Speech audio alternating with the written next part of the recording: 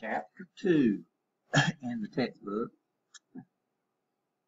Basic Robot System.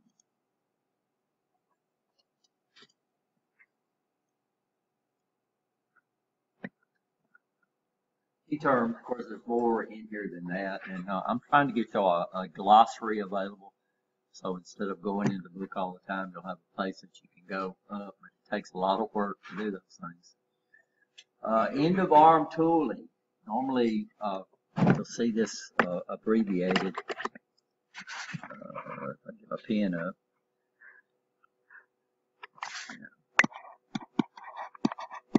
You're saying that'll be on our handout somewhere print? What's that? You're saying It'll be in the handout section of Blackboard, inside course content, and then there'll be another section called handouts when I get it done. So, I sent you one of those email things for the second week, and it came back to me. Was it supposed to do that? no, I was supposed to send you something. I was supposed to send you a reply saying I received your email. Okay, I'll look at it. Okay. What do you mean you just did? Okay. I get one back too. Yeah, you'll get it back. So when I email y'all, I get an echo back too. But you will get an email back from me. Maybe not instantly because it's got to be when I check my email. Right? So it's not an auto response on that because. Well, if you just did it, I'm sitting right here, Gary. So. Okay. Yeah, that's not an auto response that I have to go back when I check my email and type it in. And it's not due to Friday, so normally I don't do a lot of checking. No. Yeah, and when you send it through Blackboard, if the instructor uses that email link, it echoes back to you. I sent it to the email. Yeah, that's what I want you to do. That's exactly what I want you to do. End of arm tooling attached to the end of the robot to accomplish a given task. This is given several names. Some people call it the tool. And another popular name is called the end effector. And you'll see these terms used interchangeably. The book just talks about the end of arm tooling, but you'll see those used all over the place. Gripper. Now you have to be careful when you see a question like saying the gripper and the end of arm tool are the same. That's false. I understand. That's like saying Ford and car are the same. Ford is a car, but a car don't have to be a Ford, right? So we got all types of end of arm tooling available for these robots to do about anything. So gripper is a gripper is a form of end of arm tool.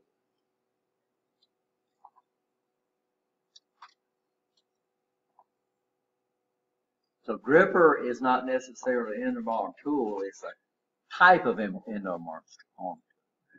Teach pendant, this is a device we use to control the features of the robot system at the robot. Okay. Non-volatile memory, this is a type of computer memory that maintains its contents when power is removed from the memory.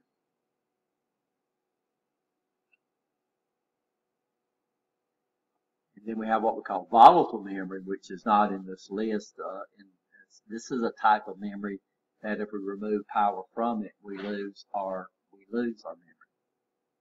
It loses its content.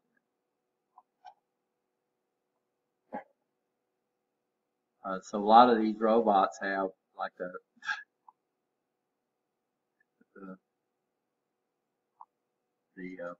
Mitsubishi robot. The Motorman robot has volatile memory in it. So it's got batteries in the robot we'll talk about later on, but then it's got batteries inside the controller.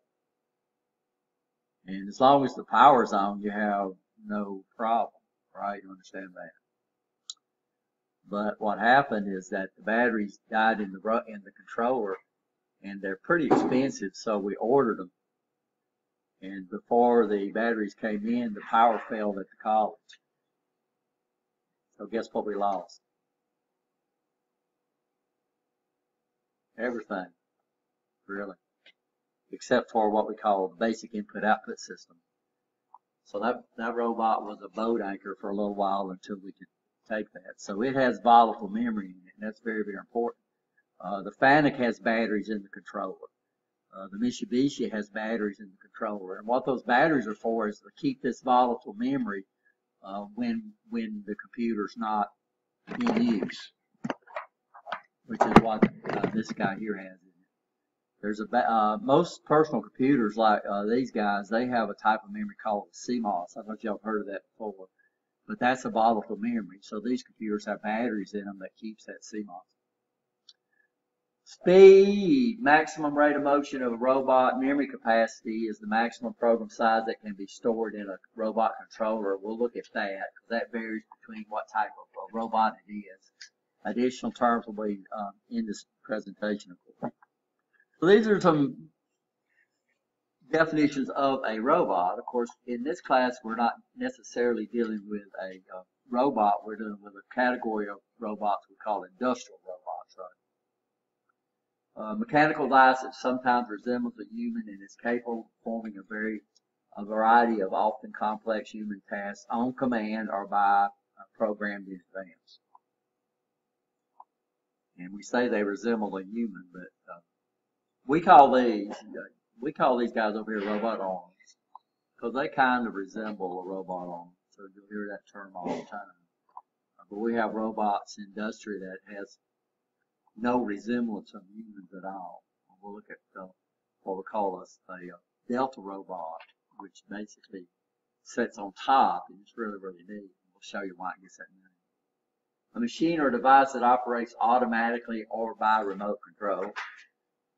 A person who works, so this would be, IRA refers to this guy right here as a Class A robot, right? A person who works mechanically without original thought, especially one who responds automatically to commands or others.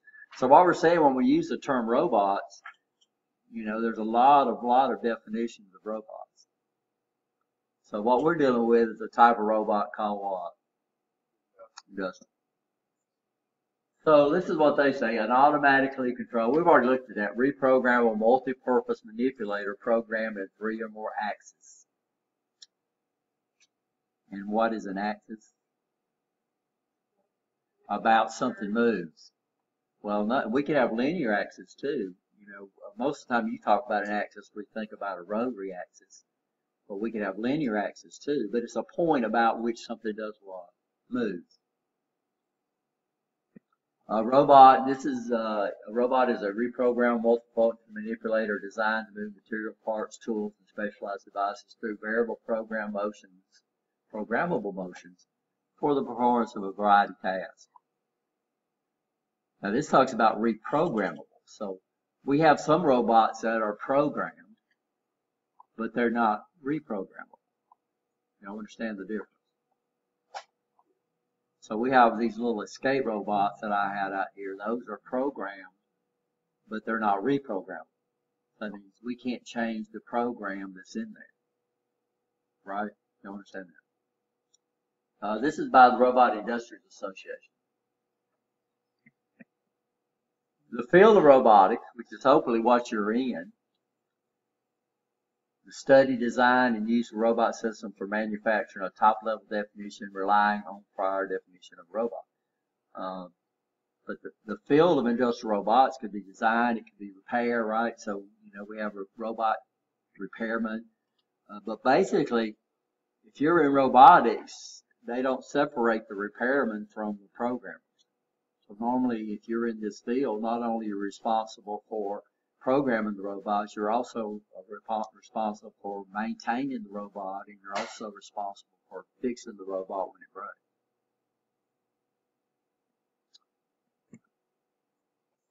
Typical applications of industrial robots. You know, we could go on. Sometimes we do that. We just say, what can these guys do? You know, well, they can do just about anything that we can do with this guy right here. Huh? Oh, Like I said, I don't know if it's Carnival Cruises or not, but they've got a bar where the robots mix their drinks. Which is pretty neat.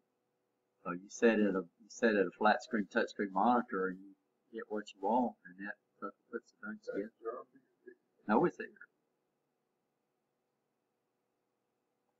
Manufacturers of industrial robots, Intelligent Actuator, Adept, Epson Robotics, Yaskawa, which make Motorman robot, ABB, Epson, Seiko, and that other word I can't say, Kuka, Kawasaki, Fanuc, and of course there may be others, I don't know. This is just when you research it, they give you all the manufacturers.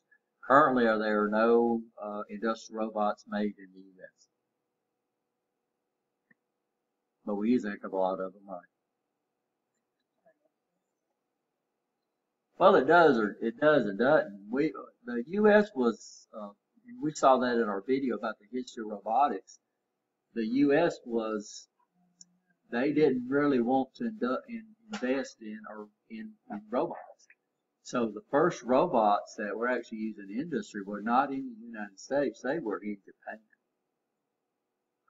In fact, General Motors was the first one to use the robot, and it was just one robot, and it was a machine bending robot. But after that, it's really, really caught on.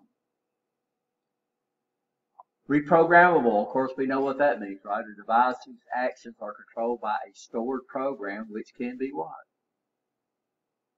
Which can be changed. Of course, multifunctional means it's capable of performing more than one function. Maybe not at the same time, but we can. These robots, what we find out is that the purpose of that robot over there is to position the tool. And any tool that you can mount on that robot that you could come up with, the robot's going to position it. It's going to position it very accurately, right? You understand that? Are we okay?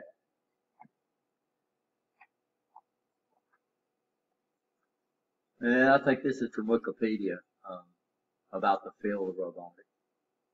Study, design, use. I thought they started to come up, right? Manufacturing. People don't understand what manufacturing is. So manufacturing is when we make something for sale, right? Understand that. Production hardware programs and personnel organized in an interactive group for the purpose of converting raw materials, parts, and information into products and services in the world market. So to be a manufacturer, you have to make something. Normally it's manufacturing or production is the process of taking raw material to manufacture something, right? So this is basically out of the textbook. This is just showing a basic setup of where these robots might be used. It really amazed me, the robot, what they have. I think I need a new battery. Is down in even outside where we have these outside companies, they have what they refer to as a teaching set. Now the art of programming robots, we don't call it programming, we call it teaching. So what they do is they have a mock-up of the different cells. And what is a cell? We've already talked about that. What's a work cell? Yeah, it's the space within the robot it operates, right? So everything that's in reach of the robot or that it controls or can get to would be part of the work cell. So they have these work cells that are basically like the work cell that the robot's going to run in, and they call these teaching cells.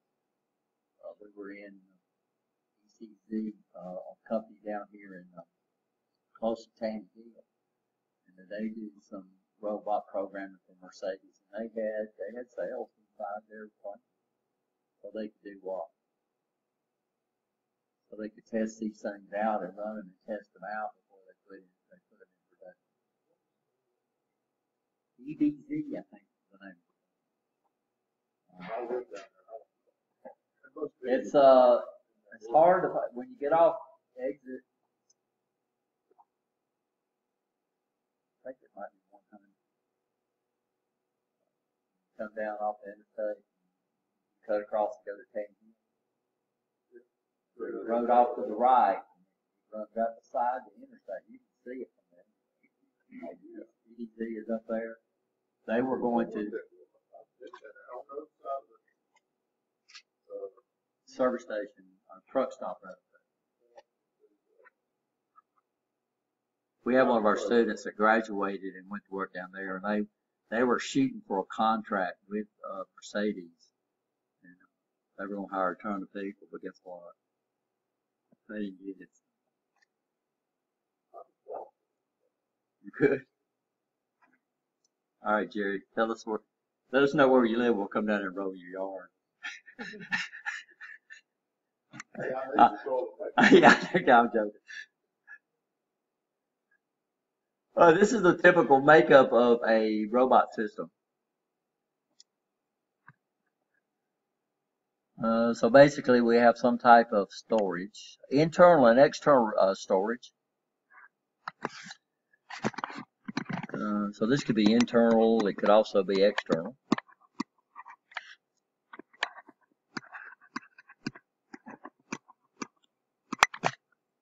And why do we need external storage? External storage. Why do you need external storage?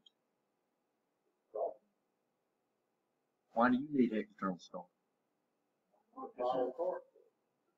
How many carry these little USB thumb drives around with them? I got probably 15 of them. What do you, that's external storage. It's portability, right? You understand? We use them to back information up. A backup is where we save information we can't afford to lose. And we don't intend to use the backup, right? It's just in there for what? For safety. That's all it is.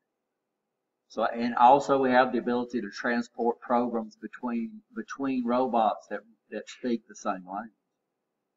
Internal storage, of course, people don't understand.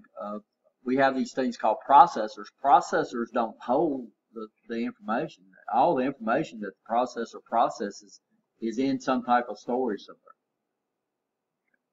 But we're pretty familiar with, and that's one of the ratings when you buy a phone. What's one of the big ratings or specifications that you look for? How much internal memory that phone has. Of course, what does that determine? That determines how many pictures your phone can hold, how many applications you can install, how much music you can put on there. So that internal storage that's the internal storage. But yet I can take that phone and you normally hook a cable up to it and hook it up to another computer, and then we can do what? We can store it somewhere else, right? Which eventually most people have to do. Basically, how many pictures people put on there. And music, too. I got tons of music on there. This is the controller. This is the guy. The controller controls everything you see the robot do. It controls the program. We teach through the controller. We configure the system through the control. That's basically the main part of the robot. So it holds the program, it holds the operating system. Computers that people don't understand, that only thing a processor can do, it can do one thing. Anybody know what a microprocessor or processor can do? It can do one thing. Well, sort of. But it can't process an information without doing what it does. It does one thing. It runs programs. That's all it does. That's all a computer does. That's all a processor does. Now, a computer does a lot of stuff. But the only thing a microprocessor does is one thing, it runs programs. The programs are what's processing the information. So we tell that processor, now it can do commands, it can do math, it can do logic, it can do, so basically everything a processor can do, it can do math, it can do logic, and it can move stuff around real fast. So we have to have a group of programs in there when we turn things on. Normally we refer to this as the basic input-output system. Y'all ever heard that term before? Most people don't say that. They say it's the output system. And most people refer to that as the BIOS. An acronym. So in computers we have a lot of acronyms. Tons of them.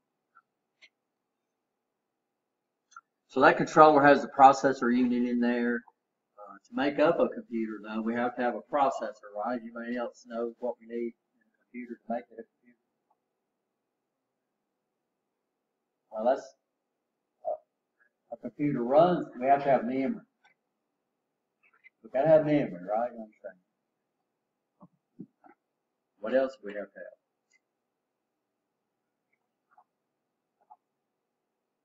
We call them I/O ports or input-output ports. We have to have a means of getting information from the outside world into the computer. And we have to have a way of getting information from the computer to the outside world. So, you know, you go out there and you bust up your display on your cell phone, that's output, and it don't work anymore, what do? I mean, it's no longer a computer because you've lost your what? Your output. Or if your keys stop working. It's no longer any good because it doesn't do, can't input information into it. So it's got a processor, it's got memory, it's got input output. That's basically what a computer consists of. Now there's a lot more to that. Then we have a teaching device. Now what's a teaching device? This is usually a device we call a what? Yeah, a teach pen.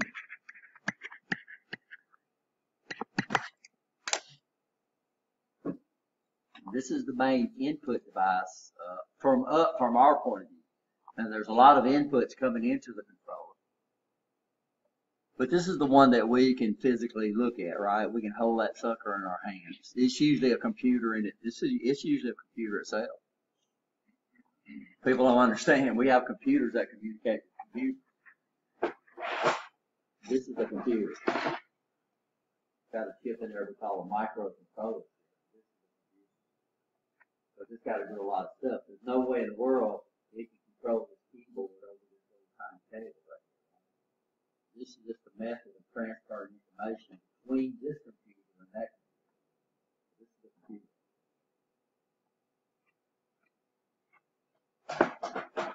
So the controller is a computer that communicates with the controller through, but the controller is the guy, right? You understand? The controller is the unit that holds the program, it runs the program, it allows us to create programs, it allows us to manipulate programs, it allows us to, all the settings that we can set up. You know, you got on your cell phone, you got a little thing, you get settings, right? Where you basically configure the operating system that, by the way, what is an operating system? It tells you what it is. It's the program that makes the computer operate. So luckily we have these operating systems that basically, and then you have what we call a shell. The shell is a program that allows you to control the operating system. So we got to have a power source. These guys here don't develop their own power. So this is the power source. And then we got the robot itself. This has a robot arm, but we got all different types of industrial robots, right? You understand? And then we got the tooling. The tooling can be built into the robot, but most of your industrial robots, the tooling is not built in. And what that does, it gives us the ability to design a tool to do what we need it to do. Right? So FANUC, we have a plate at the end, it'd be like your wrist. We call it the mounting plate or the mounting plane. And what can we put on that thing? Well, we can put almost anything as long as the robot has the capacity to lift it and move it around. And this is why we have big robots and we have little robots, right? Depends on what we call the payload, which is. So this is the basic makeup of a robot. So we can go over there and we can look at all these different things. This is a typical industrial robot. We have the robot. I need to mark off arm. This is out of the.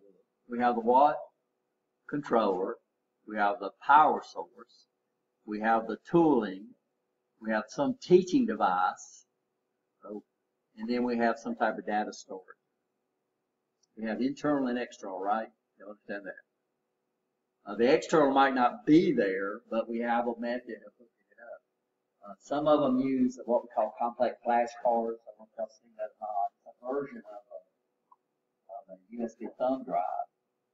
What does USB stand for? Universal. No. Universal serial, USB.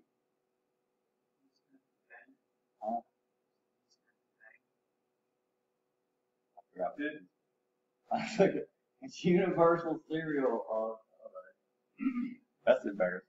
But serial means all the information is sent over a couple of wires. So that would be like us going up here to Birmingham and all we had was one road to go on. That's bad, right? So we have another method called parallel, which is what compact flash. So it means all the information on a compact flash card is seen in parallel. Now, what advantage does parallel have over serial?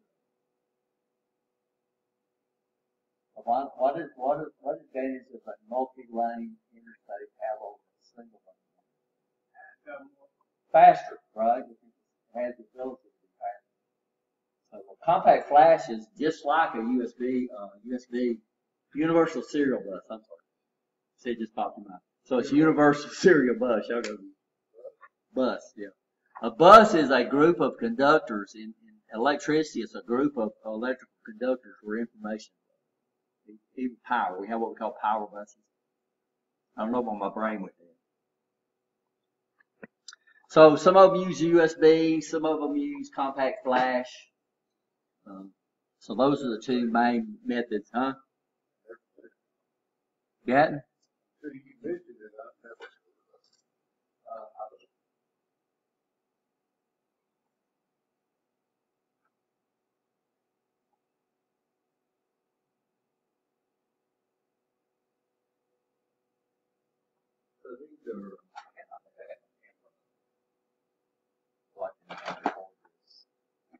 But this is a compact flash memory card. So it's very similar to USB. Except USB is real slow, right? It's real small. You see the compact flash card. Yeah, we call those compact, micro compacts. You got different type of compact flash cards. Most cameras use them. So you have mini compact flash. That's a standard compact flash right there. The robot, interconnected set of linkage joints and manipulators. The primary function of the industrial robot is to do what? Huh? To position the tool. That's its function in life. It's like, what's the function of your arm? Position the what? The hand. So we call this our arm. Usually we say the hand's part of the arm, but what you need to consider, if you think about these robots, the arm would end right here. So if this is the arm from my shoulder to my wrist, what's the function of the arm? The position of my hand. And my hand does the work.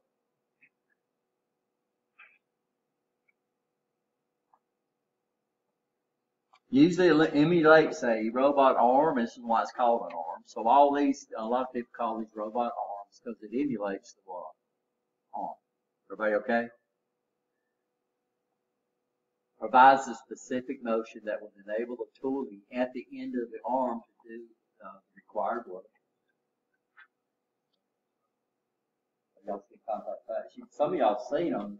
There's different variations. So if you have a nice digital camera, it probably uses a smaller version of the curve. Moved by hydraulics, pneumatics, or electrical actuators. What is an actuator? So that's a good term.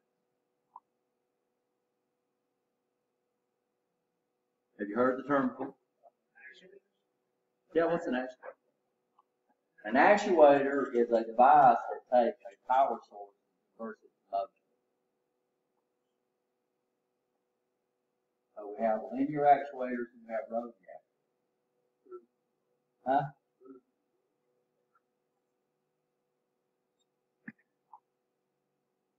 Basic drive mechanisms are either linear or what? Rotary. Y'all understand that? So we'll call them linear joints, we call them rotary joints, we call them linear axis, we call them rotary axis. Another term we use for an axis is called a degree of freedom. Those three terms are used interchangeably.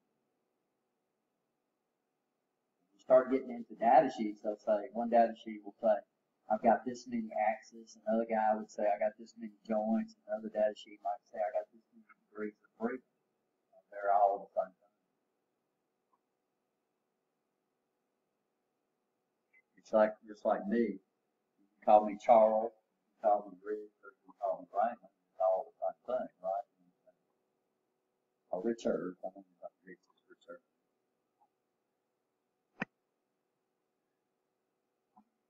So this is a robot arm. And of course here, we looked at that the other day. This looks like a FANUC. Yeah, it is. It looks very similar to the one that we had. So joints, this is called a spherical robot. It's also called an articulated robot. So what we have is we have these joints, or we have these axes. Now normally on these robots, these axes are given numbers. So this first axis right here, which is a rotary axis in this direction, or this direction, this is what we call joint 1 or axis 1. It depends on the robot. And then we have this right here that they refer to, sometimes they refer to it as what? Shoulder. When in actuality, it takes these two axes to emulate the human shoulder. But what can we do with our human shoulder? We can rotate it like this, but we also can rotate it like that, right? You understand? So the industrial robot arm over here has to use two axes to emulate the human shoulder. And that's with the axis 1. And what would this axis be? Axis or joint number what? 2.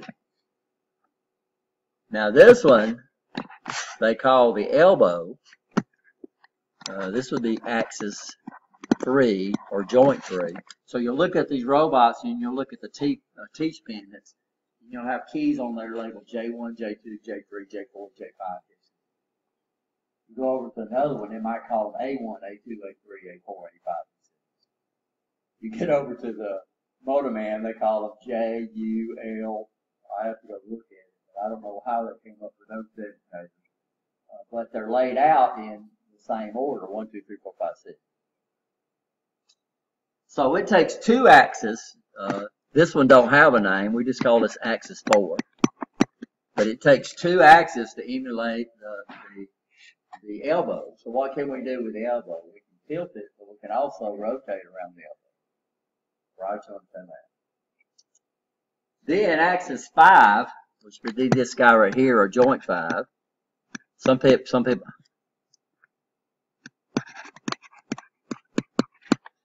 refer to this as the wrist. But this would be axis 5.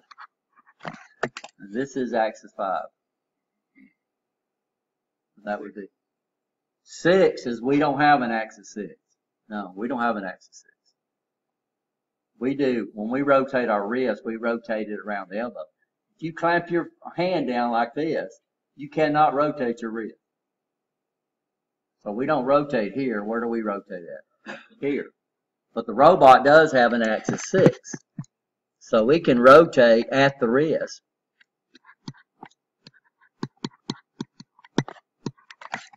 And we call this a 6-axis robot. It's called a 6-jointed robot. It's called a robot that has 6 degrees of freedom.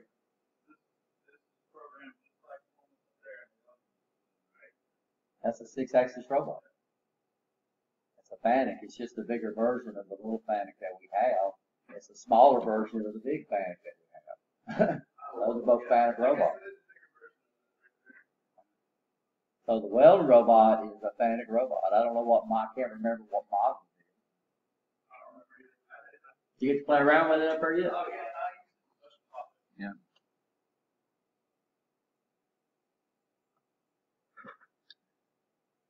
It wasn't my most favorite one. It was the most complicated of all of them. Well, not what you learn about jogging it in basic programming is the same. Oh yeah. The only basic difference is you pick up a couple of commands where you could turn it on and turn it off, and then you have to set up what we call welding schedules, where you say I want to feed the wire this fast, this voltage, this. But all these guys program basically the same way as far as positioning the robot.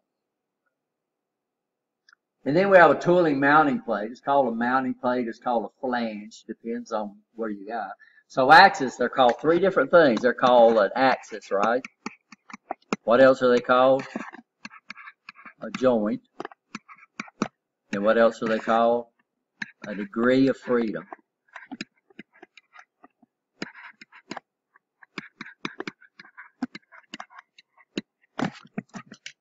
Do we have to know? You got to know all of them.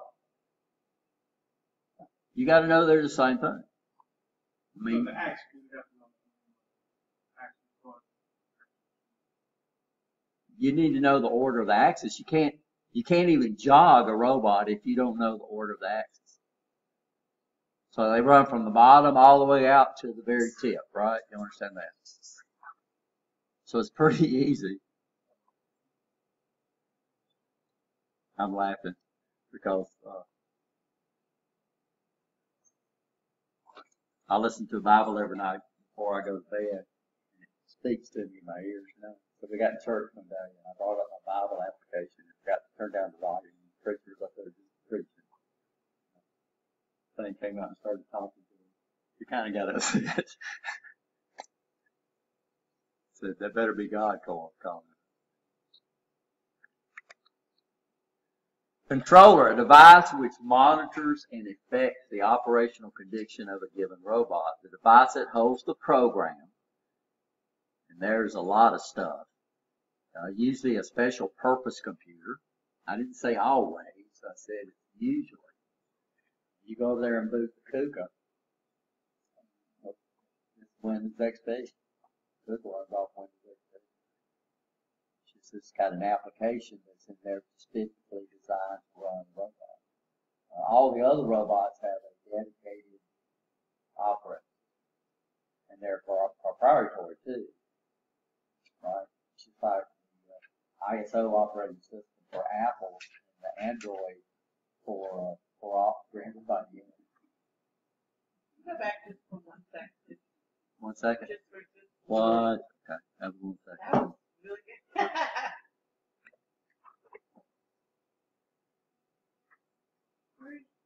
Oh, okay.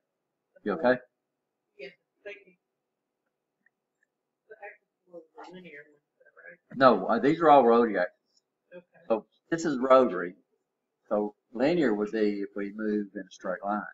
Because when you were pointing at that longer. Yeah, but it rotates like this. So this is what axis 4 does. We'll go over there and look. I think we did the other day. We'll look at the different axes. We can choose any robot, whichever one y'all want to choose. That robot figured out. It's hard to see it. It's in here somewhere. I didn't see it. So axis 4 depends on where it rotates at. Our axis 4 rotates right in here. The Motorman robot, the axis 4 is way out on the end. So let's do that. Robots, all these are 6-axis robots. The Mitsubishi over on the Festo line is a 5-axis robot. So the less axis that the robot has to control, the cheaper the robot is, right? You understand that? And the less fundamental the robot controller has to be. So the less axis, the cheaper the system. So what we're looking for in a lot of robots, we'll look at a robot called a SCAR robot, which basically has 3 axes. And these suckers are fast. And they'll look SCAR. Selective, compliant, and a device which monitors the effect of the operational condition of a given robot, the device that holds the robot program. And by the way, I need to go back and rephrase this. This guy controls the system. So what does the controller do? It's got the memory in there. It controls the whole system, right? You understand that? So it allows us, it's got applications in there that allows us to configure the robot, to configure the system. It holds the programs. It allows us to create programs. It allows us to edit programs. It allows us to copy programs. It allows us to delete programs, right? You understand? All programs. So this is the guy. It allows us to select the mode of operation. We have 2 main modes available to us. We have what we call teach mode, and we have what we call play mode or automatic mode, right? So we put it in teach mode to teach the program at the robot, and then I'm not going to stand out there and run that program, right? You understand? So we can switch it into automatic mode, and it automatically does what? Repeats that program. Use it over and over and over and over. Has several portals. So we got to have ports. So we got to have a way we can input information into the controller and output information from it, right? A good example is that robot tells the controller exactly where it's at all times. Well, how does it do that? Well, it does it through input ports, right? And then the controller has got to tell the robot to move. Well, how does it tell the robot to move? 2 ports we call output ports, right? So we got to have a means, and it's just any computer. To be a computer, you got to have input portals and you got to have output portals. Because if you can't output the information that the programs are processing, then the computer's no good. If you can't input information into it that you want to be processed, then the computer's not good. It's got to be able to get information from what we call the outside world. We call these portals or input portals. Input and output section of the controller. This is where we hook all our robot sensors up to. The production area sensors, these would be the sensors that's inside the work cell or feeding the work cell. Robot teaching station, or the teach pendant, right? Maybe part of the attached computer, a permanent programming storage device, which would be hard copy devices. Some robots have the ability to print stuff to a printer. The KUKA might have that ability. I'm not really sure. And other computer-driven devices. So we called it a controller, but it's a computer that can run mechanical devices, right? So this is on the left, that's the controller for the for the Motoman robot. And right is a controller for the big FANUC robots. So y'all probably seen the big box over here up against the wall. That's the controller for the big FANUC. And then you can see the controller for the ABB is a pretty big controller. We can go over and pop that open and let y'all look inside of it and see what it entails. But in fact, we've got an ABB controller. Our controller went out on our ABB, so we had to get a new one. $4,000. $6,000 for what an education machine. So this is the basic makeup of a controller. So we got an input-output section. A lot of people call this I/O. Notice some of the arrows are pointing in, some of the arrows are pointing out, and some of the arrows are pointing input and in and out. So technically we have input portals, we have output portals, and we have input-output portals. So input-output portals are bidirectional portals, right? So that they communicate in both directions. But generically, we refer to these as IO. So normally, you can go to any one of these robots and you can monitor a lot of your IO. You can't monitor, you can monitor the position, which we'll look at in a minute. Then we have the controller itself. Servo. Anybody know what servo means?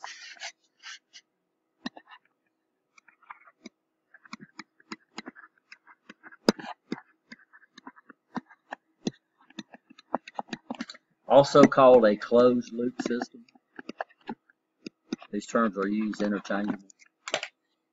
So how many got a car that's got a cruise control? That's closed loop system. That's a servo. So what can you do? You get a little button on there, and your car maintains a constant speed. Well, how did it know what it's doing? Well, it's a servo system. So you got sensors out there on your transmission that provides the speed of the engine, the speed of the wheel, right? So it maintains a constant speed. So if the speed tries to go down, it adds gas, right? If you tries to slow down, it adds gas. If you don't, you take gas slow fast and slow down. That is a perfect example of a servo. Most HVAC systems, heating, ventilation, air conditioning systems are servo systems. You go up there on a thermostat and you set a temperature. You got a really, really nice controller thermostat. It will turn on the heat automatically if it gets too cold, and turn on the air conditioner if it gets too hot. Now, most of your cheaper thermostats, you switch it between cold and hot, right? You can go down here to Lowe's and buy thermostats, and you don't have to either. You set 72 degrees, and you don't have to touch it year round because it decides whether it needs to run the heat or if it runs the air. That is a servo system. There's some type of sensor out there that's sensing the element that you want that you're trying to sense, right? So all these motors on these robots, we call them servo motors. What does that mean? Those are motors that provide what? Feedback. So it tells it its position and also indicates the speed. I mean, we can go over there and say we want that robot to move at 100 millimeters per second. And by George, it'll move the tool at what? 100 millimeters per second. Well, how could it do that if it didn't have something that told it how fast it would go? And we call these servo systems, also called closed loop. Let's pause and take a break, guys. 2 minutes, okay? And what's the function of the power supply? We have two types of power available that in electricity. What's the two types? AC and DC. What advantages does one have over the other? AC. What advantage does AC have over DC? We can transmit it. It's not cheaper. We don't pay for AC. We don't pay for DC. We don't pay for current. We don't pay for voltage. We don't call it. They don't call it Alabama current. They don't call it Alabama voltage. They call it what? Power is work.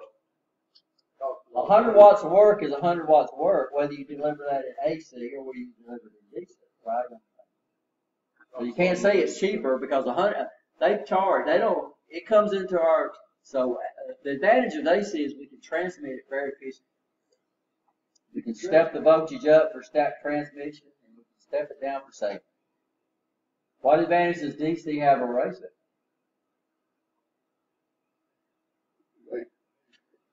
Yeah, we talked about that yesterday. What advantage does DC have over AC? You have it, but you're right. It can be portable. I can make AC portable too. It is portable. AC. So what is your control? Well, yeah, it's electronically controlled. So DC we can control it with electronics, but it's very inefficient to try to transmit. Right? You understand? Low voltage. AC is extremely efficient to transmit, but it's hard to electronically control. So this computer right here runs off of what? DC. Your cell phone runs off of DC. Your stereo runs off of DC. Your television runs off of DC. Every electronic device you got operates off of what? DC. But I plug them into Alabama Power, which is AC, right? So we got this power converter in our, we call them power supplies. What's the function of the power supply? Converts the AC to what? DC. So over here, this is PVA. Over here, this is DC. Because the computer is an electronic device. These computers, you'd have to take them apart to see the power supply. So every one of these guys has got a power supply. We could go over to the Amtron line and you'd see the power supply down there that does what? Takes AC and converts it to DC because that's an electronic system. Here they're calling it a power converter. Some type of solid state memory. What's solid state? These are electronic devices that are made out of solid. It's a semiconductor, by the way. This is another name for semiconductor circuits. They brought this out. This was a big buzzword back in the 50s when we replaced the vacuum tubes, which controlled the flow with another. Ever seen a vacuum tube? We got some around. Still popular in the music industry and stuff like that. So, people say they have mellow sound. But most of your extremely high power situations, you have vacuum tubes that can really.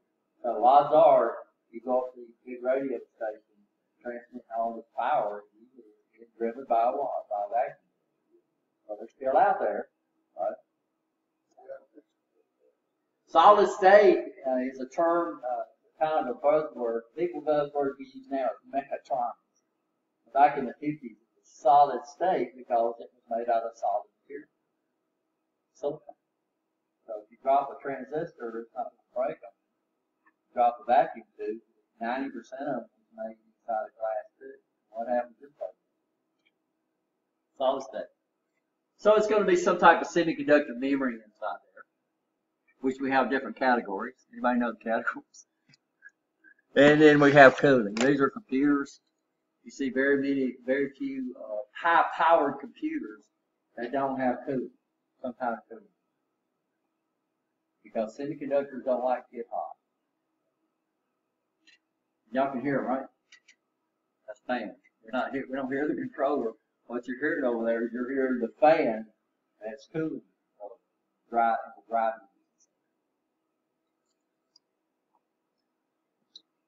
We okay?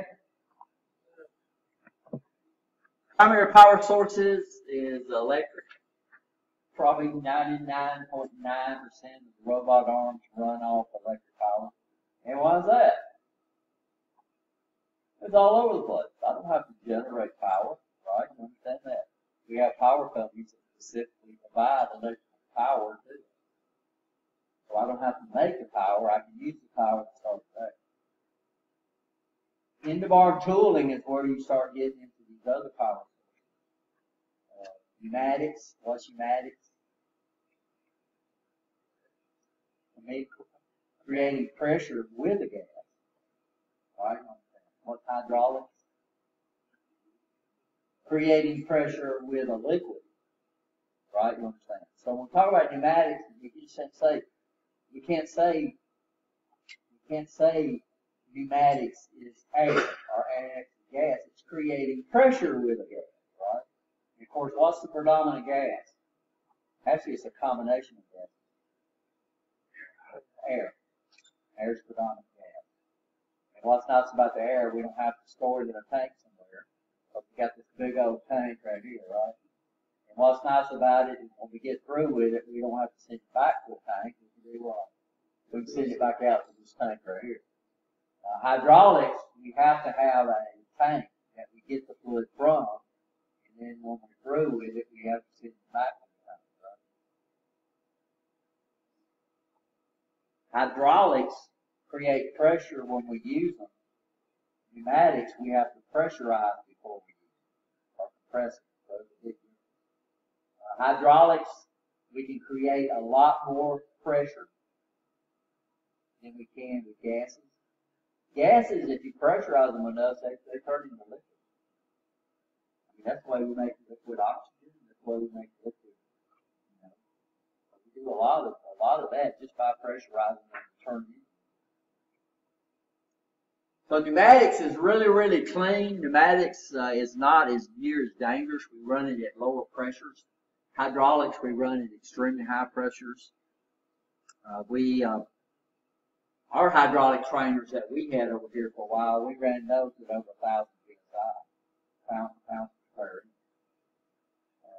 The airplanes that I worked on, P3 Orions, the hydraulic pump on there was 3,000. So if you got a little pinhole hole in that hydraulic system, that's something that it could touch you. I don't want to touch you if you had that hydraulic fluid into your hand. That's not good. Electric, Huh? and hydraulic is water, and the pneumatic is what? Gas. Creating pressure with gas. Hydraulics is creating pressure with liquids. Of course, the primary liquid is some type of oil because we use a lot of metal inside that system. And what's nice about having oil is it not only does soup function, we deliver pressure, but we also lubricate or keep everything lubricated. The big problem is if you get leaks, now you got oil all over the place. Originally, oils were flammable. Now most of your hydraulic fluids are low flame. They have a real high resistance to fire. So you used to have a big problem with fire in hydraulic.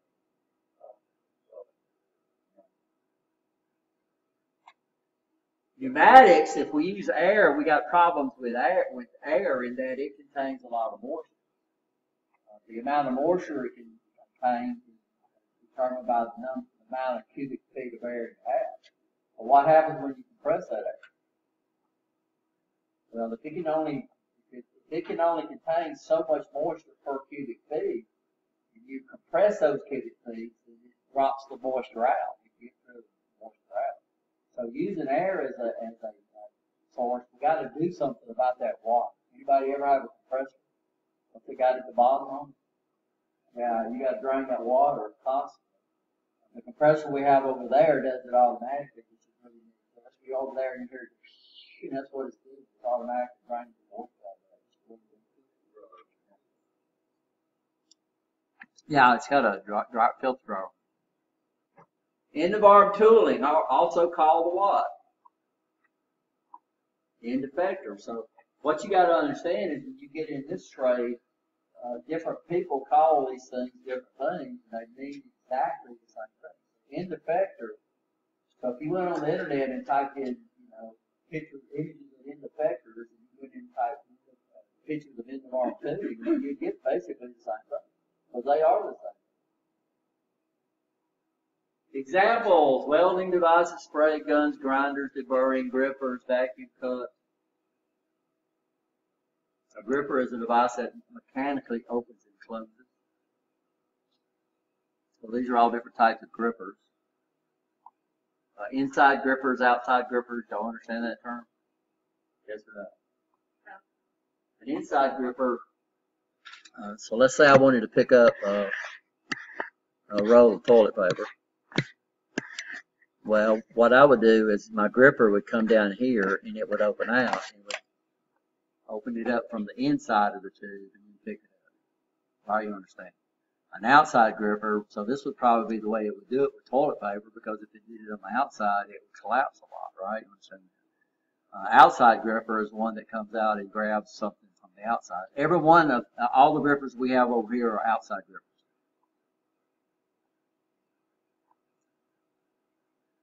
And we'll look at some categories. We got a whole lecture on end of arm tooling, by the way. That's a whole chapter in the textbook. We have scissor grippers, we have parallel grippers, we have inside grippers, we have gripping fingers. We got all types of different types of grippers out there. But like I said, we got a whole chapter on end of arm Specialized grippers that are designed to grab different things. These are just pictures I got off the internet. This is vacuum cups, by the way. We got a couple of robots over on the Vespa line and the Amtro line that use vacuum cups. I didn't call them suction cups. But basically, they create a vacuum, and it allows us to pick up surfaces, right? Surfaces, oddball surfaces. I've seen them pick up eggs. I've seen them pick up pieces of glass. I've seen them pick up flat metal plates. Very, very popular. Big old grippers. You know, this is the cage right here. This is a gripper that's designed to clamp into the cylinders of a motor. This gripper right here is picking up a big old chunk of meat. This end of arm tool right here, which is covered.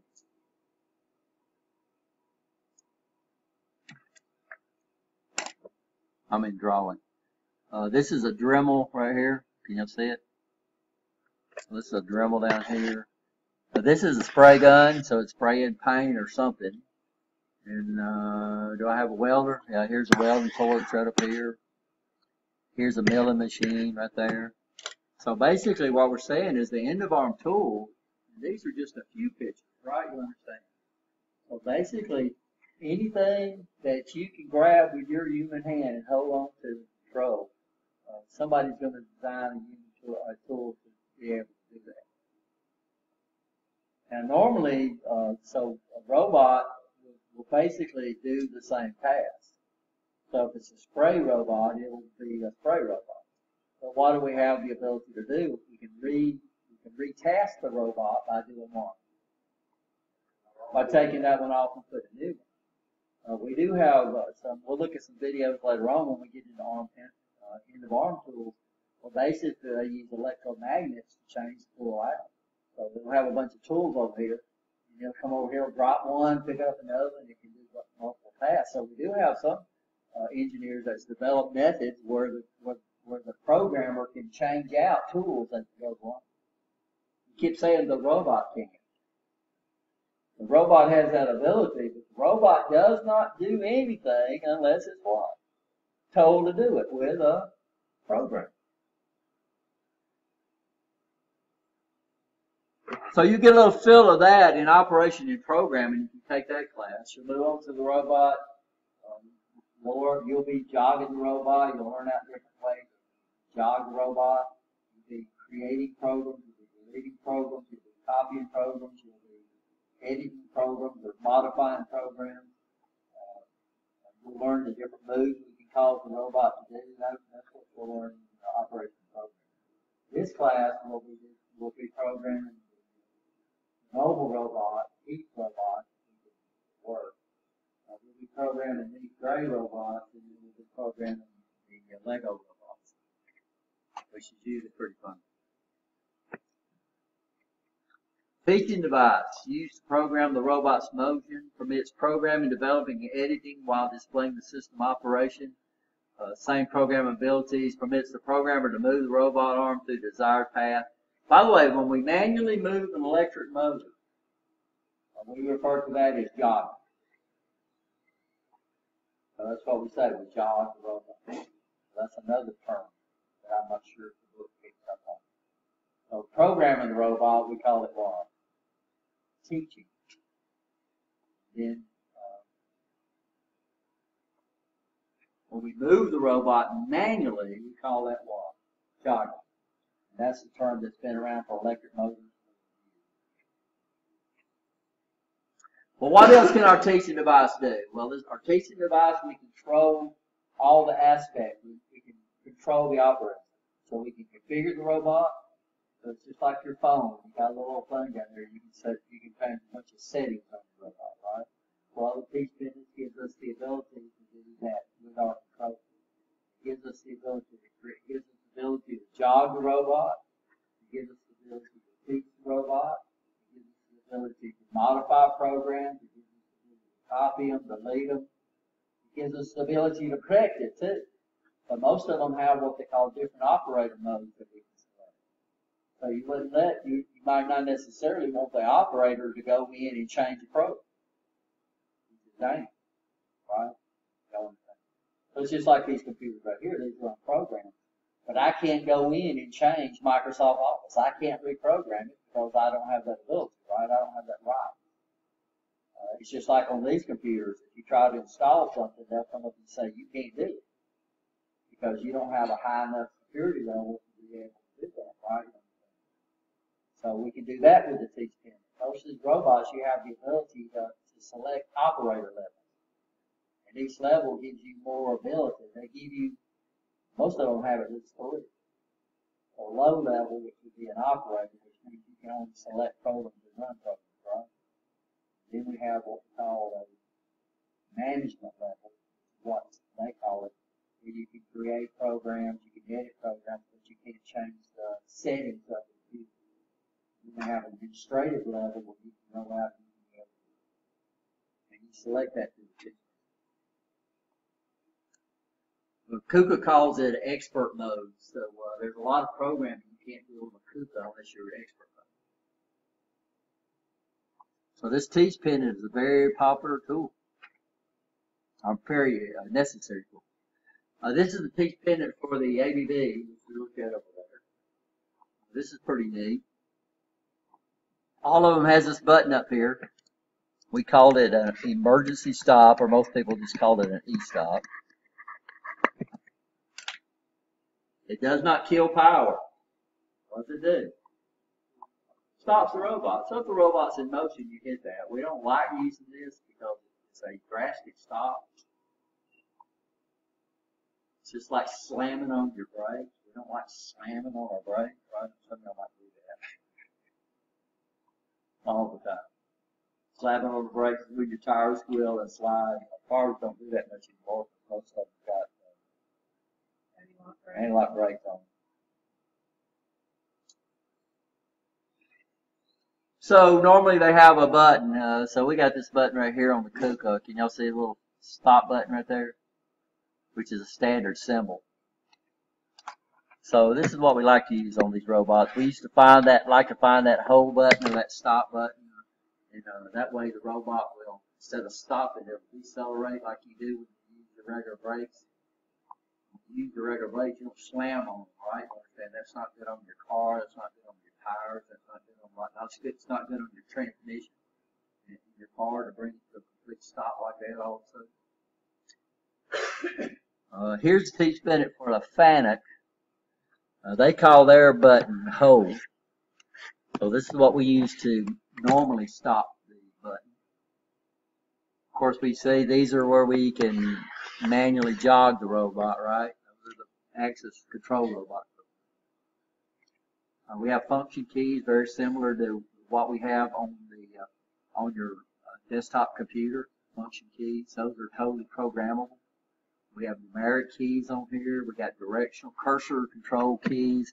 So it's pretty much, well, if you're used to using one of these keyboards right here, it's pretty much well laid out so you understand these keys. This is the teach pin for the KUKA robot. This is the hold button or the stop button right there. It's a red button on the right hand side. Then we have different things. These are your jog push buttons right here, where you can jog them and they do all kinds of things. What I like about this one, this has a numeric keyboard pad on it. Some of them have touch screens. The KUKA doesn't use a touch screen. The Motoman has a touch screen. The ABB has a touch screen. The FANUC, this FANUC doesn't, but the FANUC next door does. So this small FANUC, it's like the old cell phones that we used to have to send. Y'all remember when we didn't have touch screens on our cell phones and we had to text? So every key represented several letters. You'd have to go through the letters. That's the FANUC. So the FANUC, you name programs, that's what you have to do. The ABB, the KUKA has got a standard QWERTY keyboard on it. don't know why it's called a QWERTY keyboard? According to- Yeah, this row of keys right here says QWERTY, which is pretty neat. So it's got a standard QWERTY keyboard on it. It's got a numeric keypad, which is pretty neat. This guy runs Windows, right? I'm saying. This is the teach pendant for the Motoman, which is the one we just used.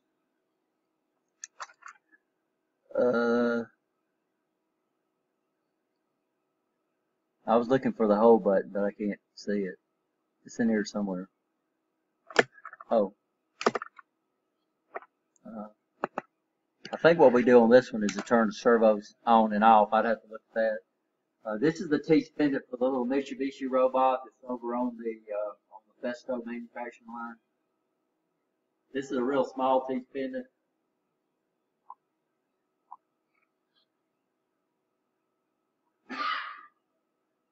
Are we okay back here? Yeah, they all, according to the Robot Industry Association and also OSHA, we have to have two e-stop, a minimum of two e-stop buttons. We have to have one on the teach pendant, and we have to have one on the controller. And notice I said a minimum of it. You have a loop in there that you can get as many e-stop buttons in there that you can. So we got a place on the controller once you learn them where you can hook up additional e-stop buttons.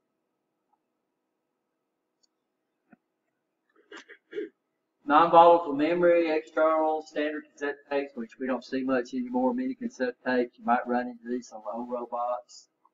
Floppy disks. Y'all remember floppy disks? Don't see those much anymore. Hard disk is still very, very popular in some controllers. Most of them are going to a solid state mass storage device.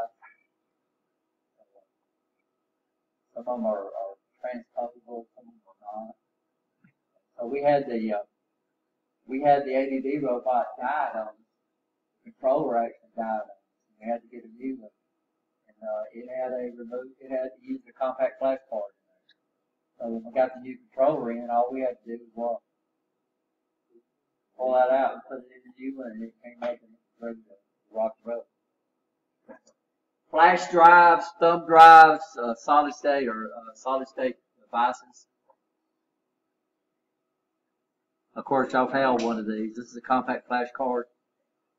Very, very popular. We have different versions on this. I don't know what size these are. These are 4 gigabytes, which is not much now compared to what we do, but it's plenty to do what we need to do. Most of your computers, most of these robots over here don't have that much memory in them. It depends on the programs being very small. So these are not, and this is why robots still use text-based programs instead of graphical programs. These guys here use what's called GUI interface, graphical user interface. Used to, when IBM PC first came out, it came standard with 250 kilobytes per minute. How could it get by with that? Well, all the programs were text-based. When we went to GUI, now we're dealing with billions of pixels, right? You understand that? You think about 1024 by 768, you multiply those together. Then if we're doing 16-bit color, you multiply that by 8. And that's how much memory the computer has in it just to run the video. You're doing 32-bit color, you take your pixel resolution. You know what pixel resolution will come in? You take that and multiply it by 4. And that's how much memory is being used by the video system. Because it's graphical user interface. Graphics takes up a lot of memory. So this is why our smartphones, instead of having kilobytes in memory, we have to have wattage on there. We have to have gigabytes. Just about everything we do is graphical. All the games you play is graphics, right? You understand? Everything it displays for you. So these robots do not use GUI. They use text-based programming. So you got to learn a command line structure. You'll learn operation programming.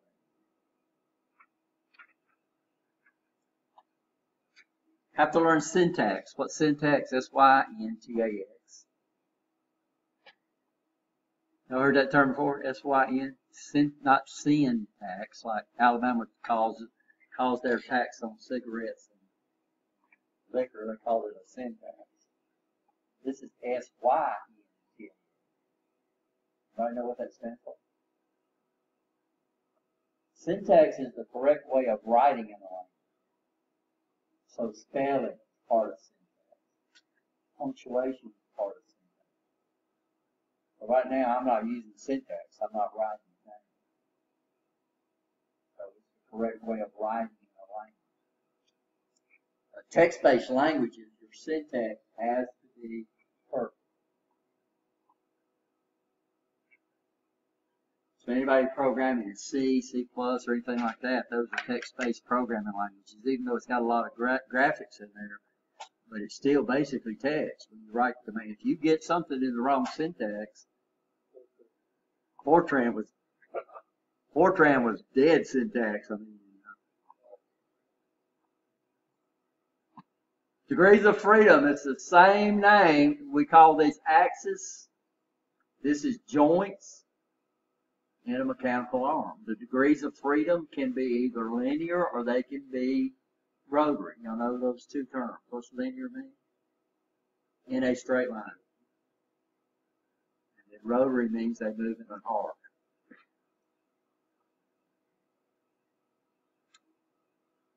So linear speeds are given in like inches or millimeters per second. Rotary speeds are given in degrees per second.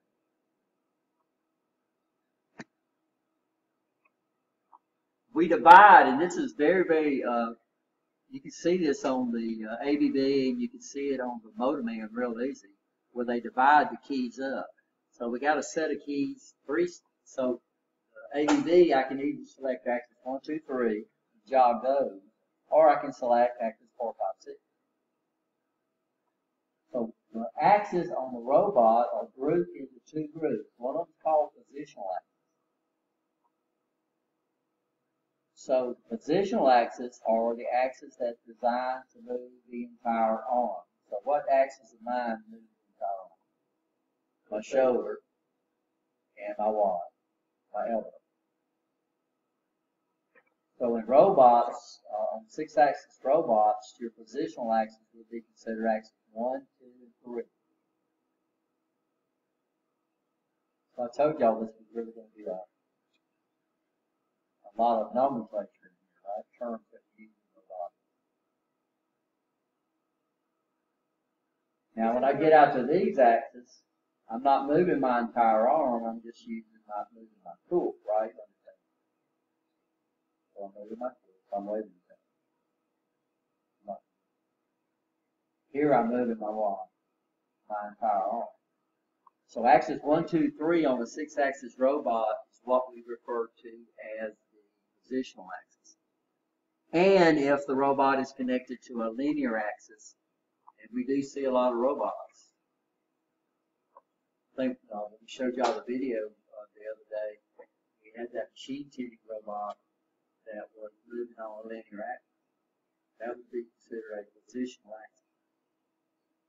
Positional, you said there were two types, positional and... Ain't got there yet. Okay. We got to get position. Okay. Everybody okay with position?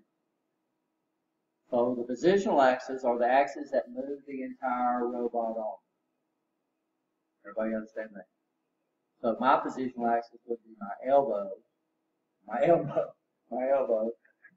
be my elbow and my what? Shoulder. The other axes are referred to as orientation axis. The orientation axis orients the tools once the robot is in position, which is kind of misleading because all these axes can be moving at the same time. So normally we're teaching a move, and we teach a point up here, and we teach a point down here. And up here, the hand is out. Down here, the hand is down. What we'll do is the robot will be repositioning everything as it comes down. So it'd be running, be running your orientation axis and your position axis. This is kind of misleading to say once the robot is in position, that's not exactly true. Because that would really slow things out, right? You understand? So it's just like me, if I'm taking my hand from here, and I want to go over here up like that, I'm not going to come over here and go this and do it like that, right? What would I do? I would be repositioning, and I would be running all my axis to get that tool into the position by the time it got to the phone. Now we can do that, but that's going to slow it down. You see a bunch of these robots, that's the way the program is right. You see it move around, and then it go up like that, or go down like that. Normally they do that to avoid things inside the workstation. They move kind of jerky, which we don't really like that. So orientation axis, these are the axes that move the tool to its final location. And these are all happening at the same time. We can see a bunch of programs and we'll see this occurring.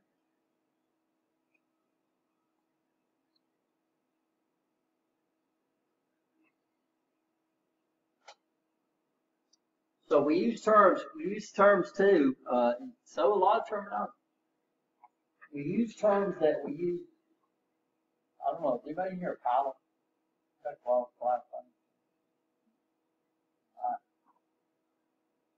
I didn't fly them, but I worked on them when I was in the Navy. And so you had to learn all this stuff also. So we pick up a term in aircraft that we call low pitch and yaw. So my hand, what would be pitch? Anybody know what pitch? So when I wave at you, I'm pitching.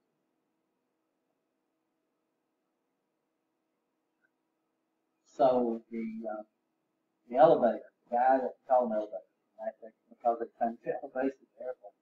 These are the units that's back on that telesensor back here, and basically tip down and cause the plane to do this, and tip down and cause it to do that. So that's causing the plane to stop. Then we got a control service that's on that vertical stabilizer right there. People call it a button. And that does it, what that calls the plane. Or it causes the plane to do it. And that's what we refer to as a yaw. So it causes the plane to yaw. It didn't cause the plane to turn, it causes the plane to yaw. So to cause an airplane to turn, that's two control services, what they call a coordinated turn. You cause the plane to yaw, and then you cause it to tilt. This is where we have what we call elevators, or aileron, on the outside of the wing that causes the plane to tilt. It causes it to yaw, and what we call the plane to turn, right? So we use the elevators. So on my hand, this right here is pitch, this right here is yaw, and this right here is yaw. Huh? No, it's called row.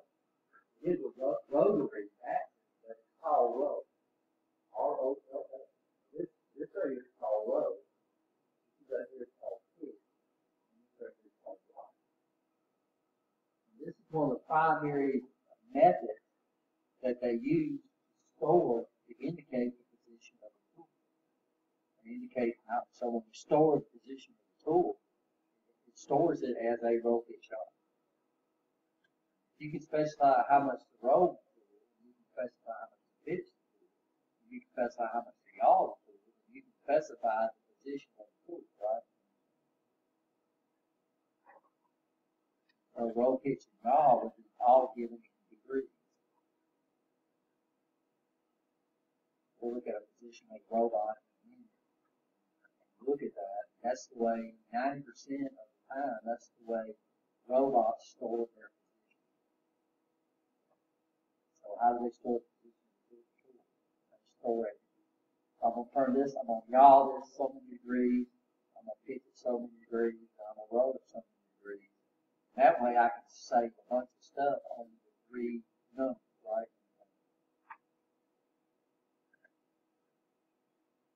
So this is the guy I got off the internet somewhere. Well, they're showing a little thing here, roll, pitch, and yaw.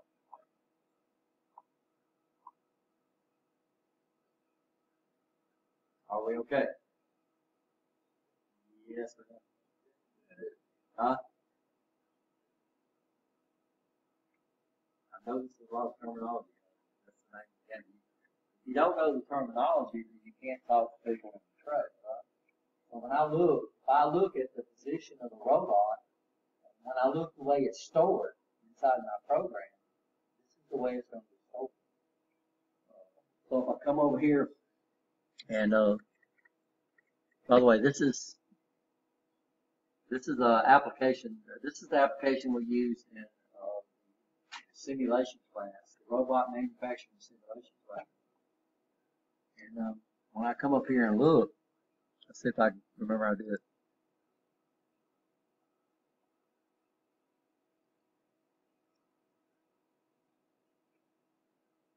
Oh, sorry.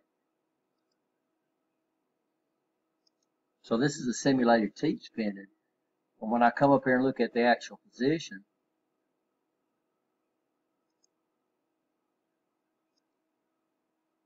so there's roll, pitch, and yaw, and those are in degrees.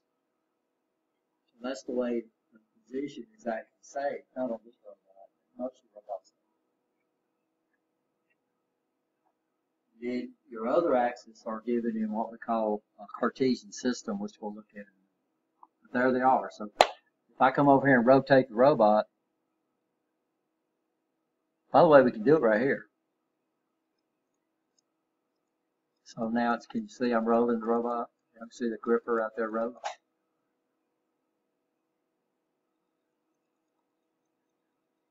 So it just changes that. So here, this would be a minus degree. So notice when I get here, it turns what? Turns negative. Here is, this would be what? If I get my, well, that's pitch. And then, of course, this right here would be yaw.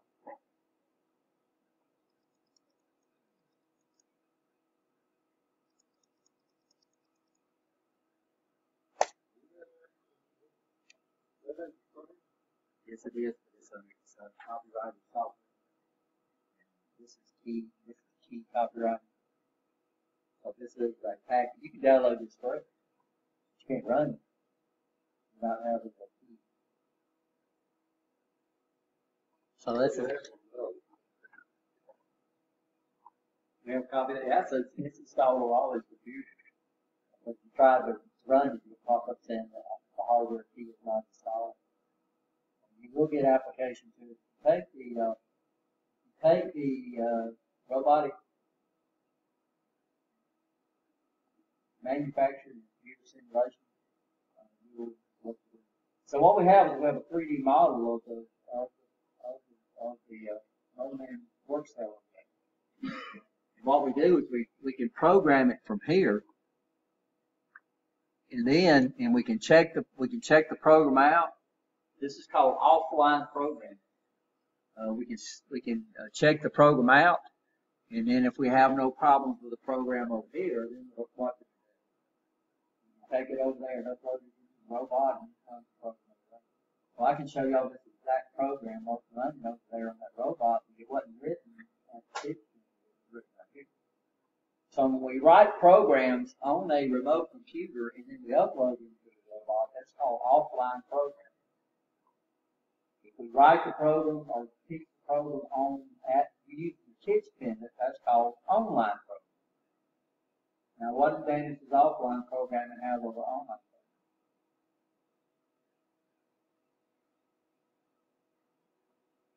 programming? Okay, so it would take, they would go out there and program all 3,000 of those robots down there, online programming to make a call. It would take them probably over a year. So their line would be out of production for over a year.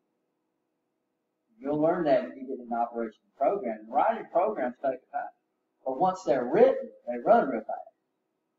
So what if I'm programming next year's models right now, but my robots are still out there making this year's models?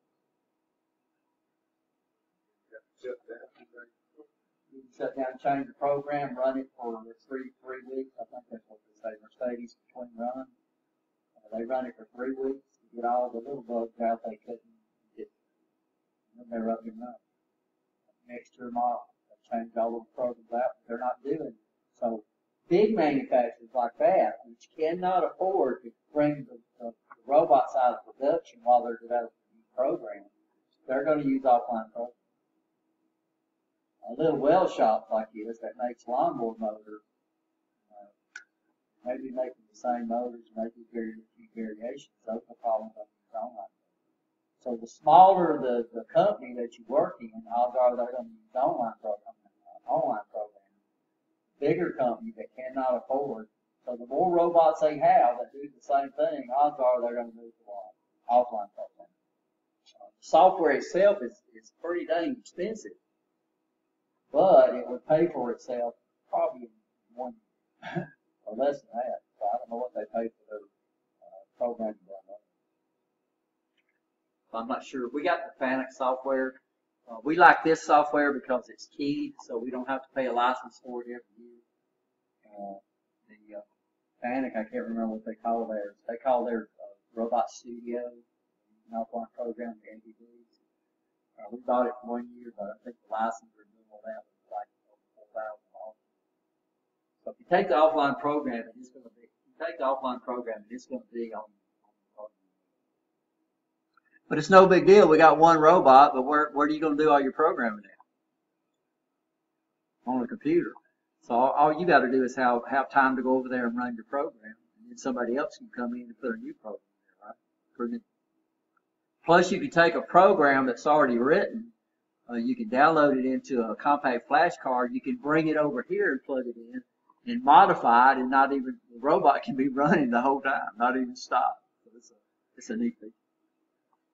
So you'll learn a little 3D modeling, and so you have to build a work cell, by the way, or attempt to build it. So this is actually a robot program that's actually running. You can see, by George, it's all text. It is text. And why? Because text programs take up so much less space than graphical programs, right? So your robots, I imagine they'll be programmed in the text for a long time. Eventually, they might come up with a simulator where you can program in a high-level language, and then turn around and compile it over to the text language. But I don't see robots going to a text language, going to a GUI language anytime in the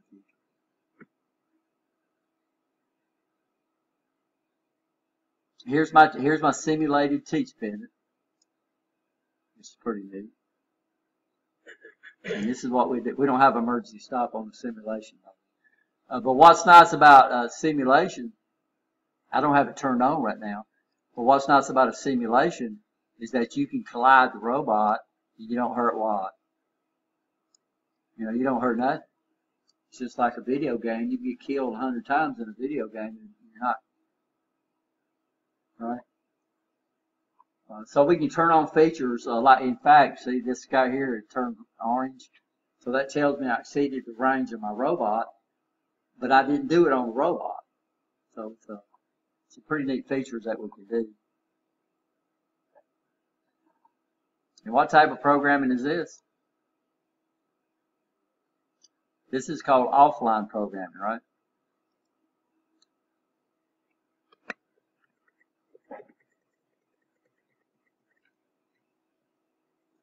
Envelope. Everybody okay on the envelope? We've already talked about that. Everybody okay? Any questions on that? Huh? Because air curling up and smoking up there. And there's a lot of terms. There's a lot of terminology to a trade. And if you can't speak the terminology or the language of the trade, what do people assume right off the bat? That you don't know the trade. You might be the best robot programmer there ever seen. We had one of the smartest guys come through here that way back.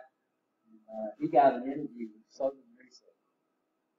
And Andy went trucking in his cowboy boots and his cowboy hat, and the interview was over.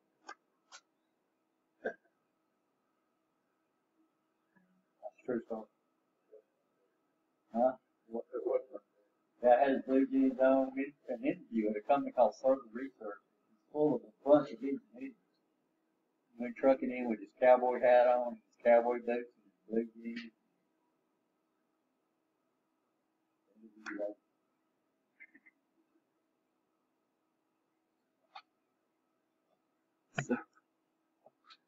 This is a pitch. Normally, when we look at data sheets, the envelope is drawn in a two-dimensional drawing like this. Can y'all visualize the envelope of the robot? And understanding the envelope of the robot is very important, because if you don't understand the envelope, if you go out there and pay, $100,000 for a robot, and you're trying to put something that's not within this envelope, you got a problem. Right? They'd be talking about you in the past.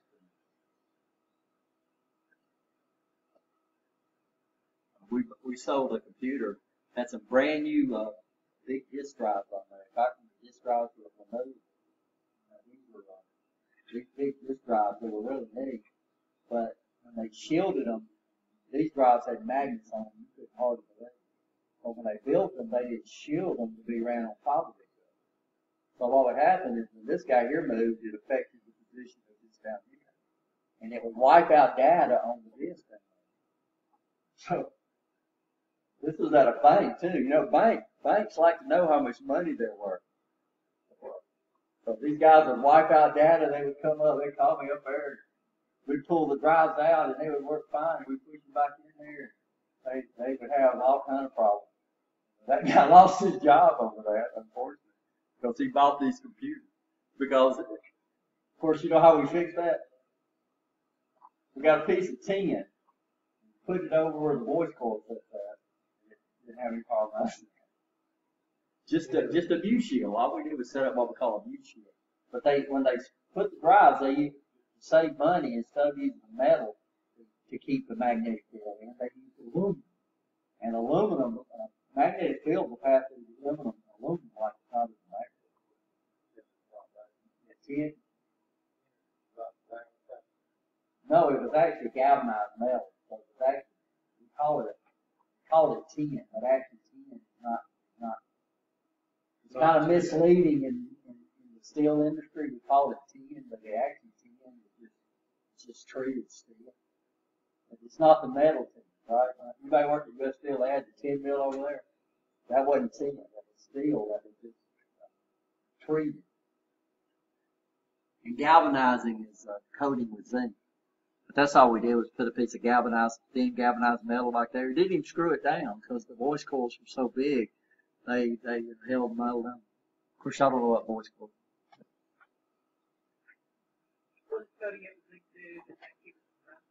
Yes. So steel, just about everything in nature tries to go back to its original form. That's the problem we have. So how do we prevent it from going back to it? So iron tries to go back to ore. If you leave it out in the weather, we go back to dirt. So if you leave it out in the weather, it's going to try to go back to its form unless we put something on it to inhibit that, right? So coating, you have some metals that oxidize real slow or rust real slow. Like zinc. Zinc is a very slow oxidizing metal. Tin is too. So coating with tin would be used to in computers. We use a lot of gold plate, even though gold is not the best conductor of electricity. Anybody know what the best conductor of electricity is?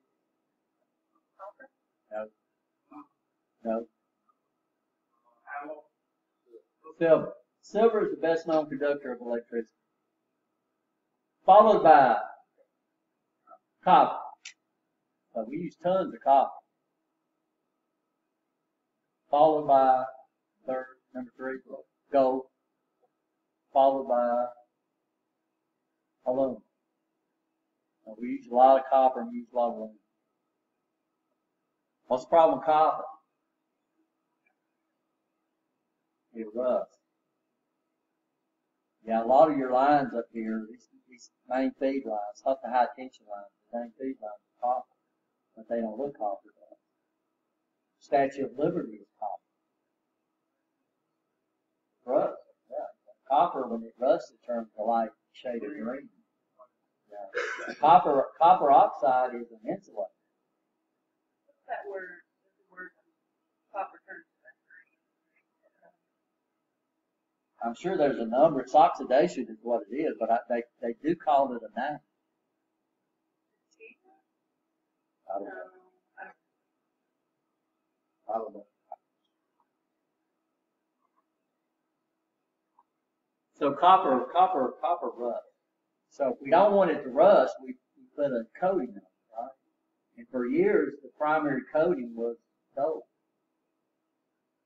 So if you look at a lot of old computers, you see a lot of gold plating. And now you look at most computers, it's tin plating. Tin has a very low oxidation rate too. It's not an extremely good conductor, but it has a very low corrosion rate. But what they finally realized was computers go out of date so fast, it's no need to go plate. But if I'm going to send something up in outer space, they do a lot of gold plating on satellites and stuff like that because they can't go in and fix those things.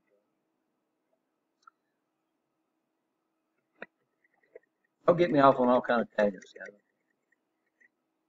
So if we look at a data sheet real quick, I know it's past time for break. Nobody raised their hand.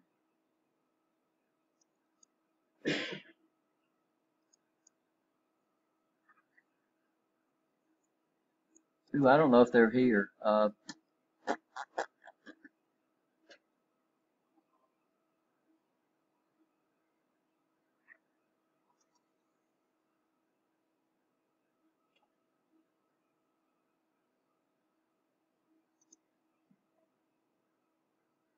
The class gets over at 12:45. Okay, y'all go ahead and take a break.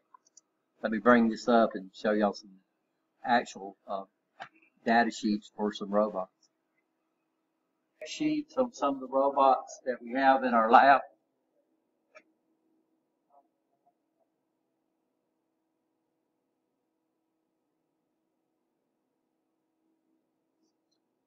Can we start class back up, please? These are some of the spec sheets of robots that we have in the lab that shows their work cell. And what it is, they do a two-dimensional drawing that shows the limits of the robot. Some people refer to this as the reach of the robot. How far can the robot reach? And it's a two-dimensional drawing. This is for the FANUC 430 robot over there. This has several versions. We have the 430 IW. Yeah, that's the big one. This actually data sheet covers quite a few different robots. Basically how it can be mounted, and then the work cell, the actual work cell, the work envelope of the different robots. And then later on, we'll get into more of these data sheets. So we have a whole lecture on data. And then what you'll do is, we have a lab on that. It's a homework lab where you have to go through these data sheets and look up these specifications. And they're all available to you for all our robots, and that's what you have to do for your robots. So we don't let y'all don't have to go out on the internet and find these data sheets. We have them available to you. So this is the 430, and you can see almost every one of them has it, or every one of them has it. These are just the ones I pulled up. This is for the KUKA robot. So it gives a side view, and then it has a top view. And what you have to do is you have to picture this all together, right? You understand what I'm saying? So this guy would generate an envelope. If I can get my, I can't draw on it. Yep. I don't know. Is that you in that picture over there?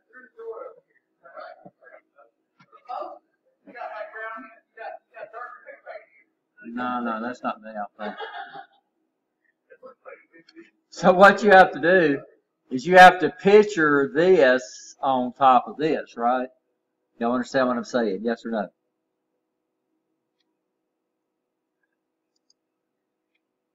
So this guy, if I drew the envelope, it would look like this, and then it would look like this, and then it would be solid. It would have a volume.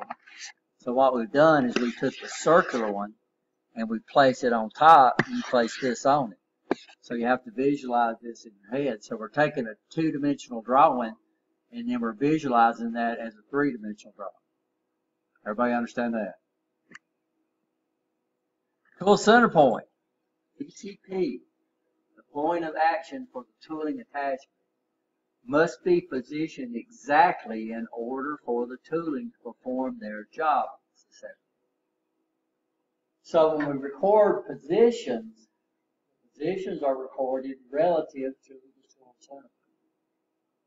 When we tell the robot to move at a certain speed, that speed is set at the tool center point. Y'all understand that?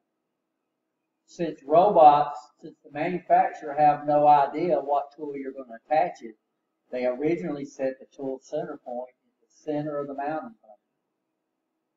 That's where the manufacturer. And then of course we have the ability to teach the tool center.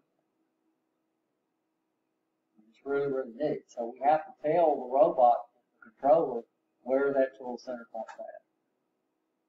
Now, where would you think the tool center point at? Would it be part of the tool?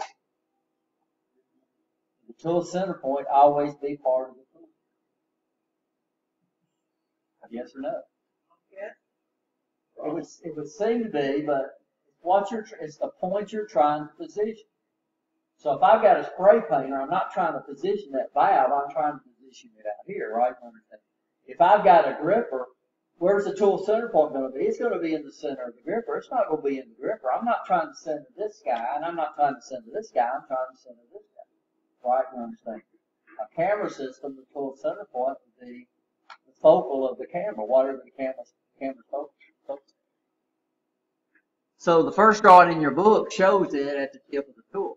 Well, actually, if it's a welder, if it's a wire welder, the tool center point would not be the tip of the welder. It would be the tip of the wire, right? Y'all understand that? And you can tell these guys, these welders, these wire welders, they will deliberately come out before they start welding. They'll send out a section of wire, and then they swing around to a clipper, and then actually push that wire to a certain way. If the tool center point's been set, and we'll show y'all right off the bat how you can tell the tool center. And sometimes it's not important. Sometimes they leave it at the frame. No big deal. Sometimes if you're trying to set a speed, a certain speed, especially in welding, speed in welding is pretty accurate. We've got those simulated welders over there. They're really neat. It'll put, while you're learning, it'll put a little line up there, depending on the wire gauge and the metal you're wiring, it'll move that across, trying to train you to get your weld at a certain speed, range, and all that. So this shows it being set at the end of the tool. That's not necessarily true. It's whatever we're trying to position. So here's a good example. This is some type of system. I don't know if it might be a laser cutter. Might be a camera system, might be something. But notice they're not trying to focus up here, they're trying to focus down there. Well, that would be where the tool center is. So it's that point that you're trying to position, right? It's the point that does the work. Does it have to be part of the tool? Or does it have to be located on the tool? No. It's what you're trying to position. Sometimes it's important to set the tool center point, sometimes it's not. Very precise about speed, you're very precise about positioning, and you'll teach it to a center. So we won't do that in this class, but if you do the operation programming class, I mean, you see how it's done. If you take the industrial robotics class, you will set it to a center. But it depends on how in depth you go into the robot program. We can't teach you everything here. This is primarily a lot. Introduction of terminology. This is primarily terminology. We do labs, but they're labs on fun robots. Others are fun too. The robots we do won't kill anybody. They won't break fingers, cut you up, or laser burn you, right? Now, this is where we're gonna do our first labs. We're gonna take one of these robots.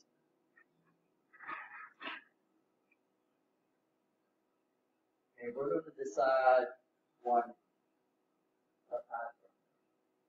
And we're going to do class test, how the robot class.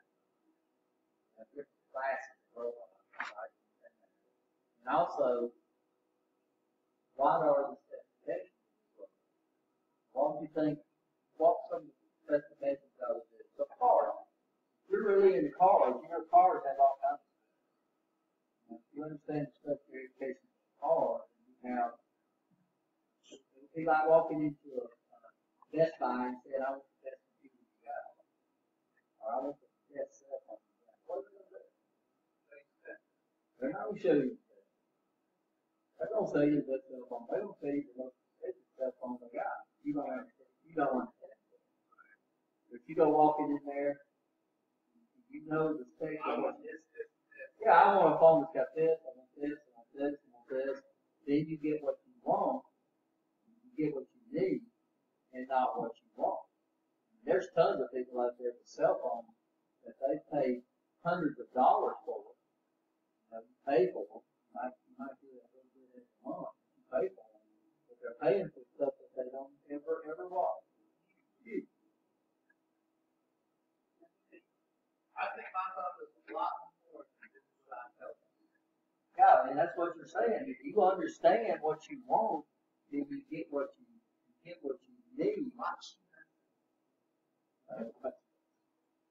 So one of the things we're going to do is what would be some of the things we would want to know about this robot?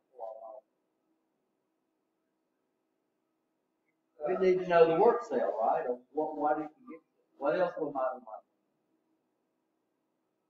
It's, you think, Well, we wouldn't say duty cycle, we'd say it's speed. It's speed determines the speed. That's what a duty cycle is. What? it's the amount of time I'm receiving words. How fast it can complete a cycle, right? So it's basically digital. Is a little different. What else we might want to know? How fast it will go? How fast it will go? What else might we want to know?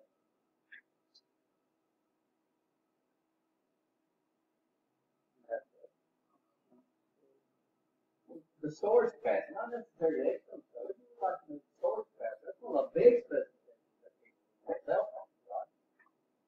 They go out. My guys, they wanted to sell me all this bandwidth, this data bandwidth. Well, you get 16 gigabytes of bandwidth, you get all this bandwidth. But I never use data. I always use Wi-Fi. Everywhere I go, I got Wi-Fi. So how much data do I have on my cell phone?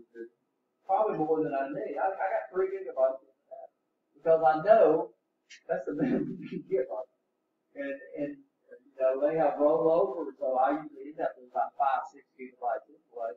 And you can go and look at my phone now. And at the end of the month, I'm using maybe a tenth.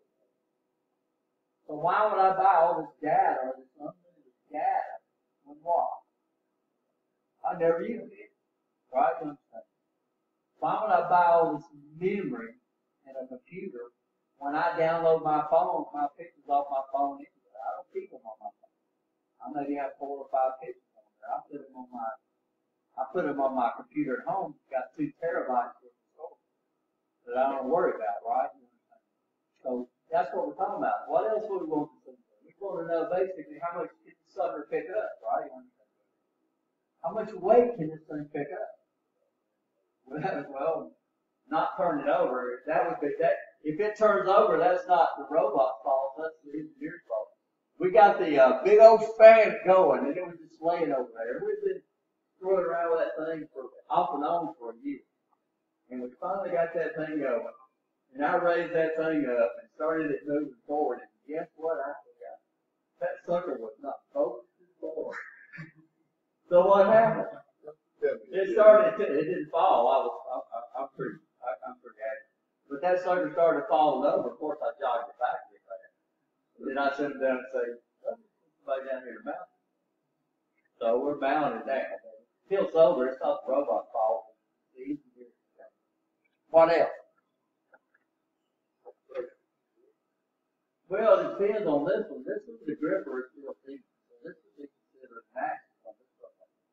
So the gripper or the tool is part of the robot, and it's considered to be one of the axes of the robot. Right? This has an integrated gripper. By the way, these things are using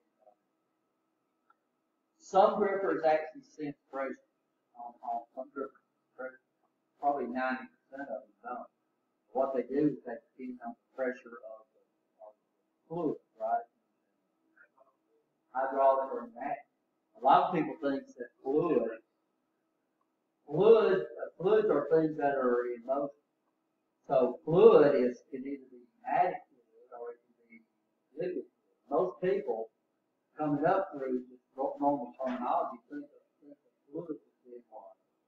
Liquid. Pneumatic air. Air, yeah. Air is fluid. We can put it in water. We can put it in no pressure.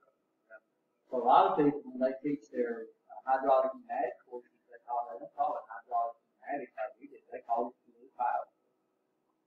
Well, I came up that way. But when they started talking about fluids, I said, well, what about pneumatic?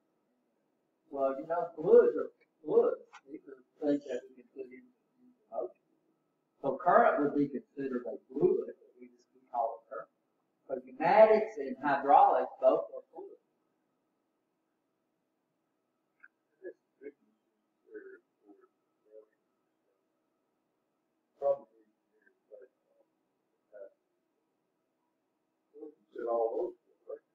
What's that? No, all the grippers are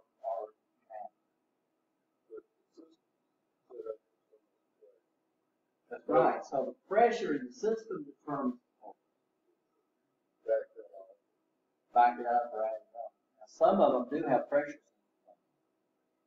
We had another robot that we figured out how to make it have certain pressure. It used to like remote.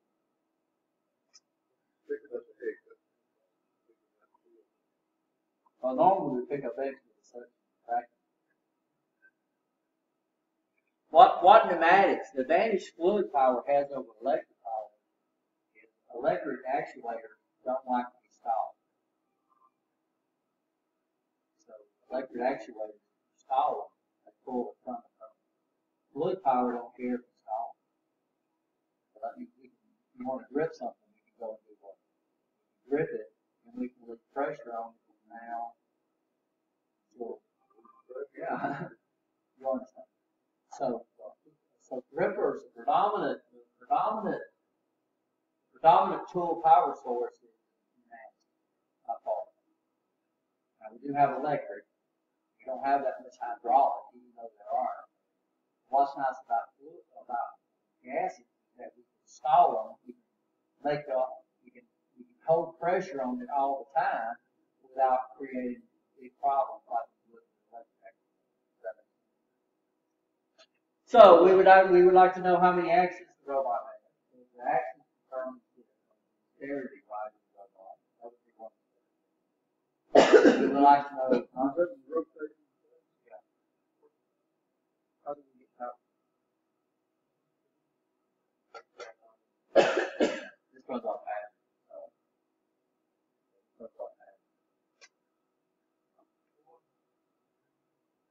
One, two. These have slip buttons on it. This is an open loop robot, a non-servo robot. We'll talk about that later on.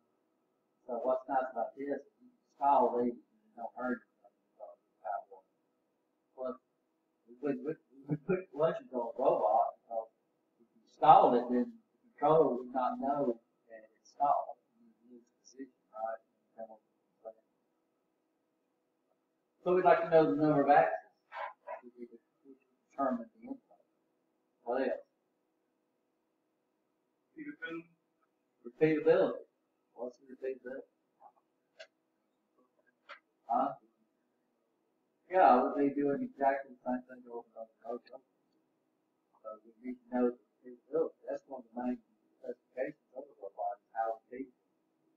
Wouldn't do me much good if we didn't do the same thing over and over, right?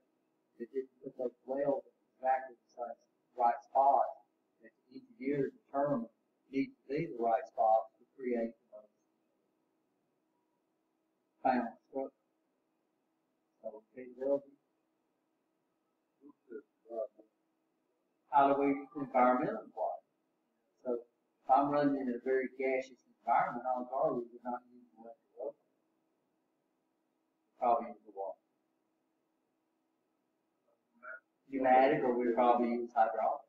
There's not many of them out there, but they are out there.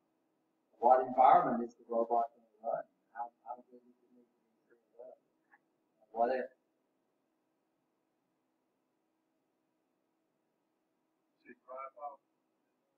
Well, that would be the type of power used to drive the robot, not the tool to drive the robot. Huh? Yes, it does. It's not really specified as part of it. So this one has a remote thing that comes in the back now.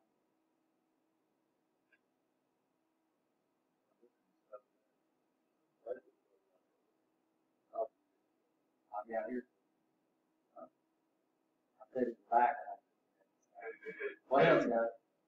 Program. Right, if U.S. Steel was bad for years, 39 PLC, they were picking suckers up to bid, and they were taking another steel. And then what would happen, you got all these PLCs there, even though they were similar, they were all different. When you take the operation and programming class, you're not going to move through all these robots. What you're going to do is you're going to be assigned, if you take that class, you're going to be assigned to a team. You'll take that robot at a time. Because there's no way in the world we can teach you all of these robots. But what you find out, they're all what? They all do the same thing. But notice I moved between these robots and they all my job. I got every one of them except the planet. Right? So programming, once you learn how to program one, it's easy to pick up others, but you still have to do it. So you get 15 different brands of PLCs in there, and you end up with somebody that's good on one, okay on the other, right? They don't understand the bells. It's like an automobile. If you get into an automobile, you know how to drive it, but you don't know all the options out there, right? All these robots, they do the same thing. They program the same thing. And what you'll find out, it makes it easier to pick up on another robot. You still got to put some work. Right. So programming. I would like all my robots to be programmed in the same language. If all programmed in the same language, then I would not have to do that. I wouldn't have to learn all of them like this. And see me over there, I have to do what? I have to figure out where the keys are, everything they're fixing. I know they're there, but I'm looking for them. I think I told you about my wife's air conditioning control. It's exactly like the volume control on the radio of my car. Exactly like it. So what am I doing all the time on hers when I'm trying to turn the radio off? I'm changing the air conditioning. So speed is very important. Reach is very important. Payload is very important, right? Which would be the envelope is very important, right? How do you mount it? Where you can mount it? Some robots are designed to be mounted all over. You see them mounted on the walls. You see them mounted on the ceiling. You see them on a gantry robot. You get this big old 430i over there. That's something a full-mounted robot. If I buy that big old robot and I mount it on the wall, it's not going to work right. It's not engineered to do what? How can we mount it? That's a very important consideration when I drive home. The requirements for mounting the robot. What do you need to require, right? How much floor space do you need? Those will all be considered in the specifications. And what's robots that are dedicated. They do one thing, or they do two things, and they can't do it. These robots are over here, they can do programs to do about anything. They position a tool, but you decide what to do. And they do everything. And then can we program to do everything this guy does?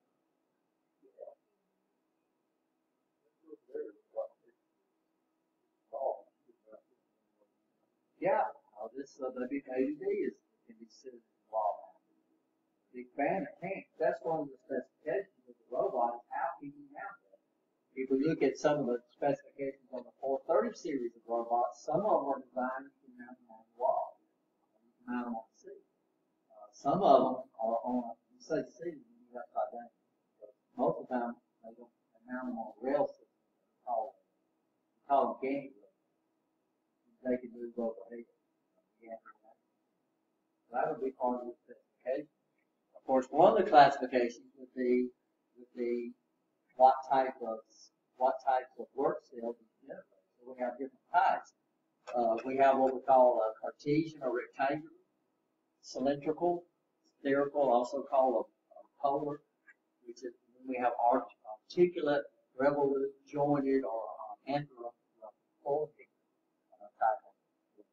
That other one is a big name for a multi-jointed spherical one. But that would be part of the specification.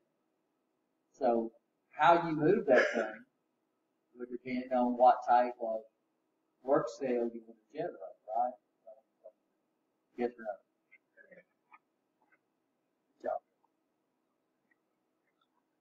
So these identified by class. So what would this guy right here be?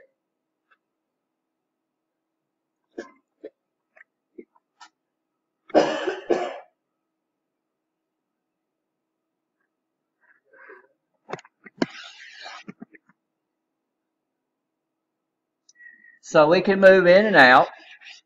It can move up and down, and it can move back and forth. Well, that's not one of the classes. These are the classes that we got to deal with. It could be a rectangular or Cartesian. Okay, rectangular.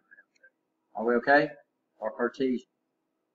Cartesian is a system of recording positions relative to a point within three planes, represented by a point of origin. And then we have three planes. You understand that? And the three planes are called Z. And so this would be Z plus, this would be Z minus from the point of origin. We got left to right. I know this is hard to see. This is called Y. And then in and out would be called X. That's X minus.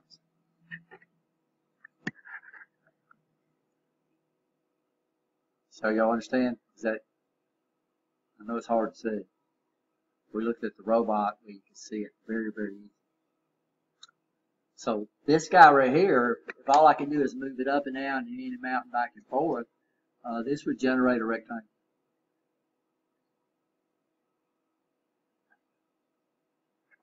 Then we have what we call a spherical. Well, look at this guy. So this guy, all I can do is I can move this in and out, right? I can move it up and down, and then I can rotate it. So this would generate one of these right here. This we call a cylinder. So this would be a cylindrical robot. This guy right here, we can spin it around. We can move it in and out, and then we can tilt it. So this guy right here would generate a sphere.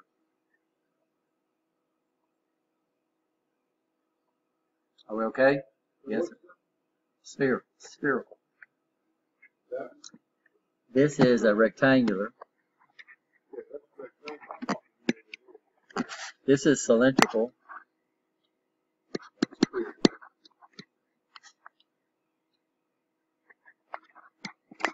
This is spherical. SPH. Now this one, notice it's got multiple joints. So what's going to happen here, this is going to generate something that might look like this, right? You understand? So we refer to this as a jointed sphere.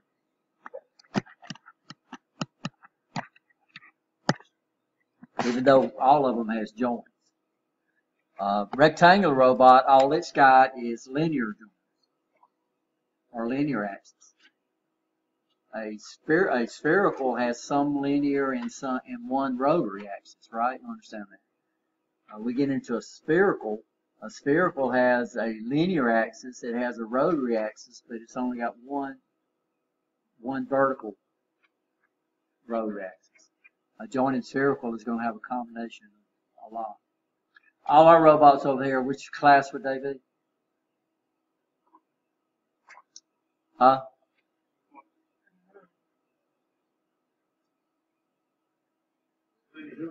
These over here, all these.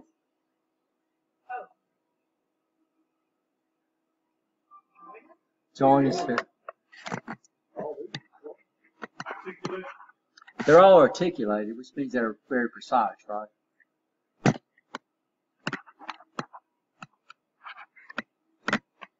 Jointed spherical, or it could also be the bottom.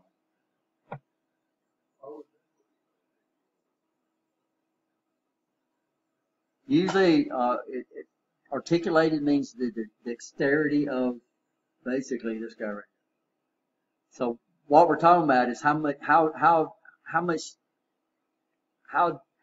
dexterity did we have with this guy right here? So all it can do is this. All it can do is this, right? Understand what we're saying?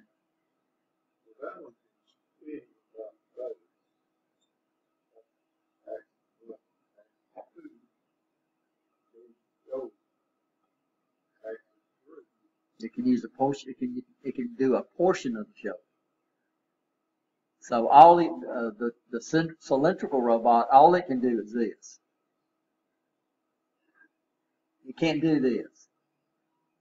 Understand? It's only got one axis. Understand? Yes or no? Yes, I do.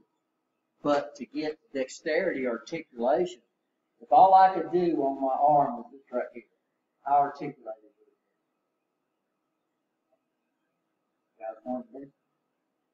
So that cylindrical robot can't do this. All it can do is this. And then up and down. So this is cylindrical.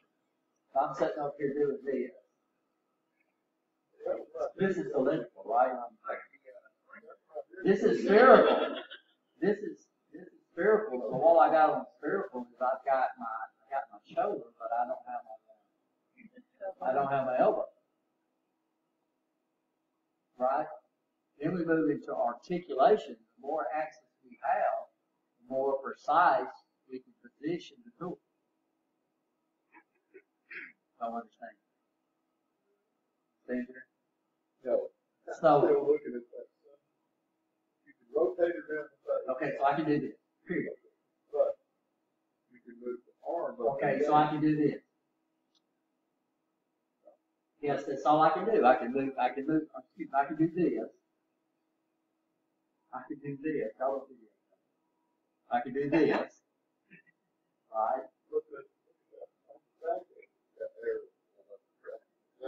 That's me doing this. Okay, so this is a cylindrical. Oh, I didn't. Okay, so I'm doing this. Okay, I can do it this. Right? And I can do this. Now, if I took a pen and had the ability to draw my whole thing, I would generate a cylinder, right? Yes or no? Now, the bottom one, we can do this, and we can do this, the spherical, but I can't do this. No. So the more joints we have, the more articulated the robot will become. So the 6-axis robots, these are also called an articulated robot, because they can position that tool anywhere within a 3-dimensional space, as long as it's within the symbol. So I've got an envelope, so that means I can't scratch down in my back because this is my envelope. Look at my envelope so I can do what? I can't go backwards. These robots here, most of these robots can't go back. Right? And I can't, there's certain parts of my body that I can't reach.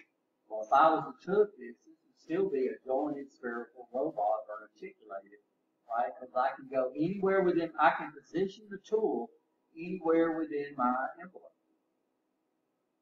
Not only can I position it this way, I can position it this way also. Well, all these robots are.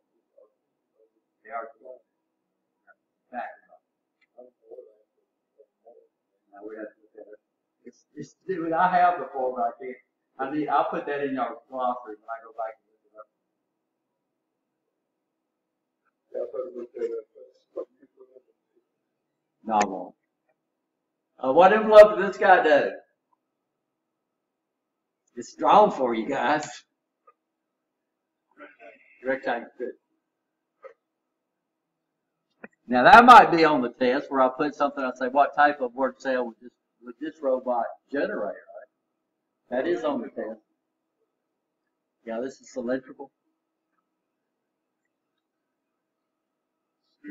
Spherical, yeah, so spherical, we don't have a bunch of axes, and then, and we don't have a jointed. We have other classifications. We have fixed sequence robots, which are commonly called what? Pick and place. Variable sequence, pick and place. Playback, how do you play it back? Numerical control. And of course, the intelligence level of the robot. We okay?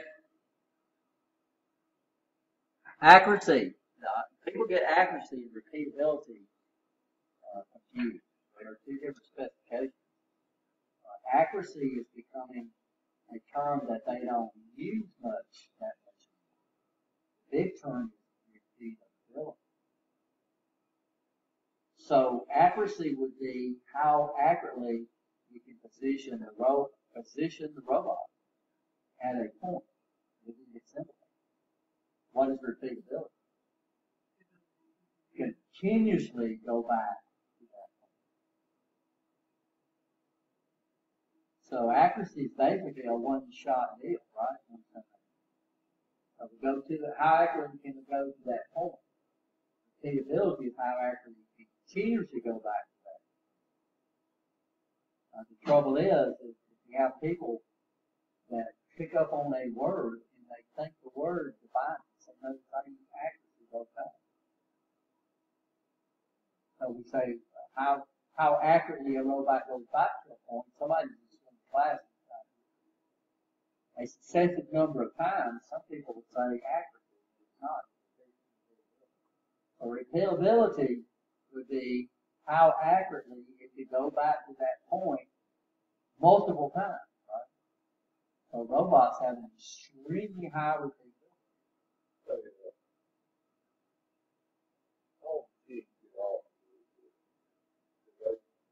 Not very much, because even if you got, that's what the beauty with feedback is. If I'm depending on if I'm depending on mechanics to position that thing, then eventually the stops are going to wear out. If I get feedback from an encoder, even when it gets mechanical wear, the encoders are still going to say you're at position. Encoders don't wear out. They don't touch. They don't touch them. That makes sense. So we have a lot of mechanically programmed robots.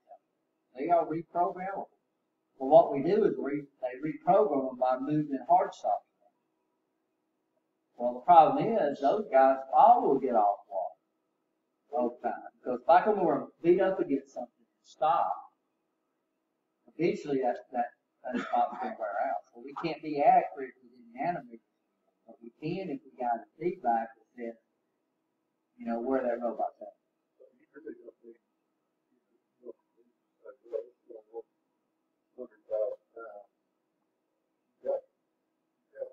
The only thing you got to worry about is normally a lot of times your tool is making mechanical contact. Your tool will wear out. It's not the robot that's giving you a bad position. It's the tool that wears The two gets more, it's programmed. Yes, you can, but what you got to understand is that the more sensors you add, the more expensive the system becomes. So when I build a car, I got to make money on it, right? I can make a plant fully automatic, maybe, or I could go out there twice a shift and change the tool tips on my weld. They don't take any. They're all screw in. Those guys have done it 100 times. They could probably change the tool out in less than 30 seconds. So what would I do? Would I put a sensor out there that would constantly compensate for the wear of the tool? Or I just go out there and make my tool so I can do what? I can keep it accurate. So yeah, I think that they sit down at Flexion Gate, they change the tips out on their welders twice a shift. They don't. Honda, I watched that Indian Senior one, and they had people on 6 foot 6. That's the thing that they use. I bet they got robots. They probably do, but they still got somebody to maintain the tool. So if you got a milling machine, the mills are going to wear out. If you got a drilling machine, the drills are going to wear out. And robots don't change those. Those are still people that go out there. But you might have now, you might go out there and you might have 2 or 3 people maintaining the tips on the road, which is pretty neat. Payload, repeatability, payload. What is the payload? That the robot can lift up and run at precise speed, right? You understand? What is speed?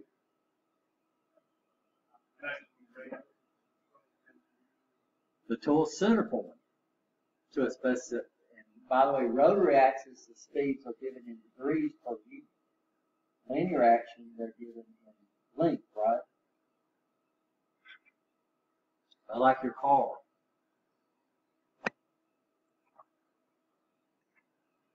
So when we buy a robot, this is it, guys. We're looking for what? The payload. We're looking for the number of joints. We're looking for what type of power the robot runs. We're looking at the repeatability. Usually the repeatability is the one you're going to see most often. Sometimes you see accuracy and repeatability. The work envelope dimensions, the speed, the memory capacity. What is the memory capacity determine? The size of the programs you can put in that thing, right? Eventually, anybody ever got out of memory on their cell phone yet? I have. Some of y'all have, right? I did have that one time where it said install a new operating system because I didn't have enough memory.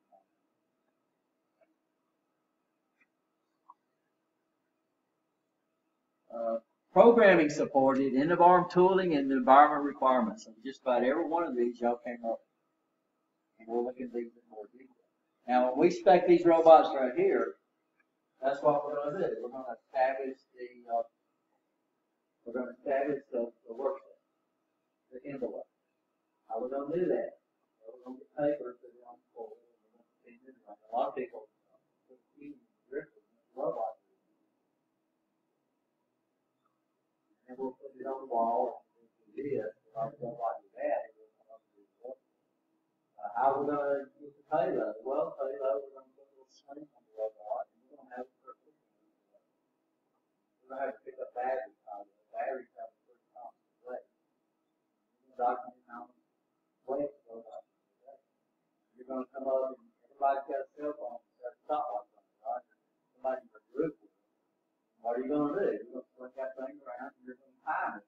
See how fast the robot will do. You're going to swing this action, see how fast it's on. Memory capacity, we don't have to worry about that. Repeatability on these robots are extremely bad. They're not designed to be bad. It's just bad. It's just for to get a feel of an axis, a job in the robot. You have a T10. These are not really T10s, but these robots, the T10s, they use offline programs. So what we'll do is get into the offline program section, is we'll disconnect the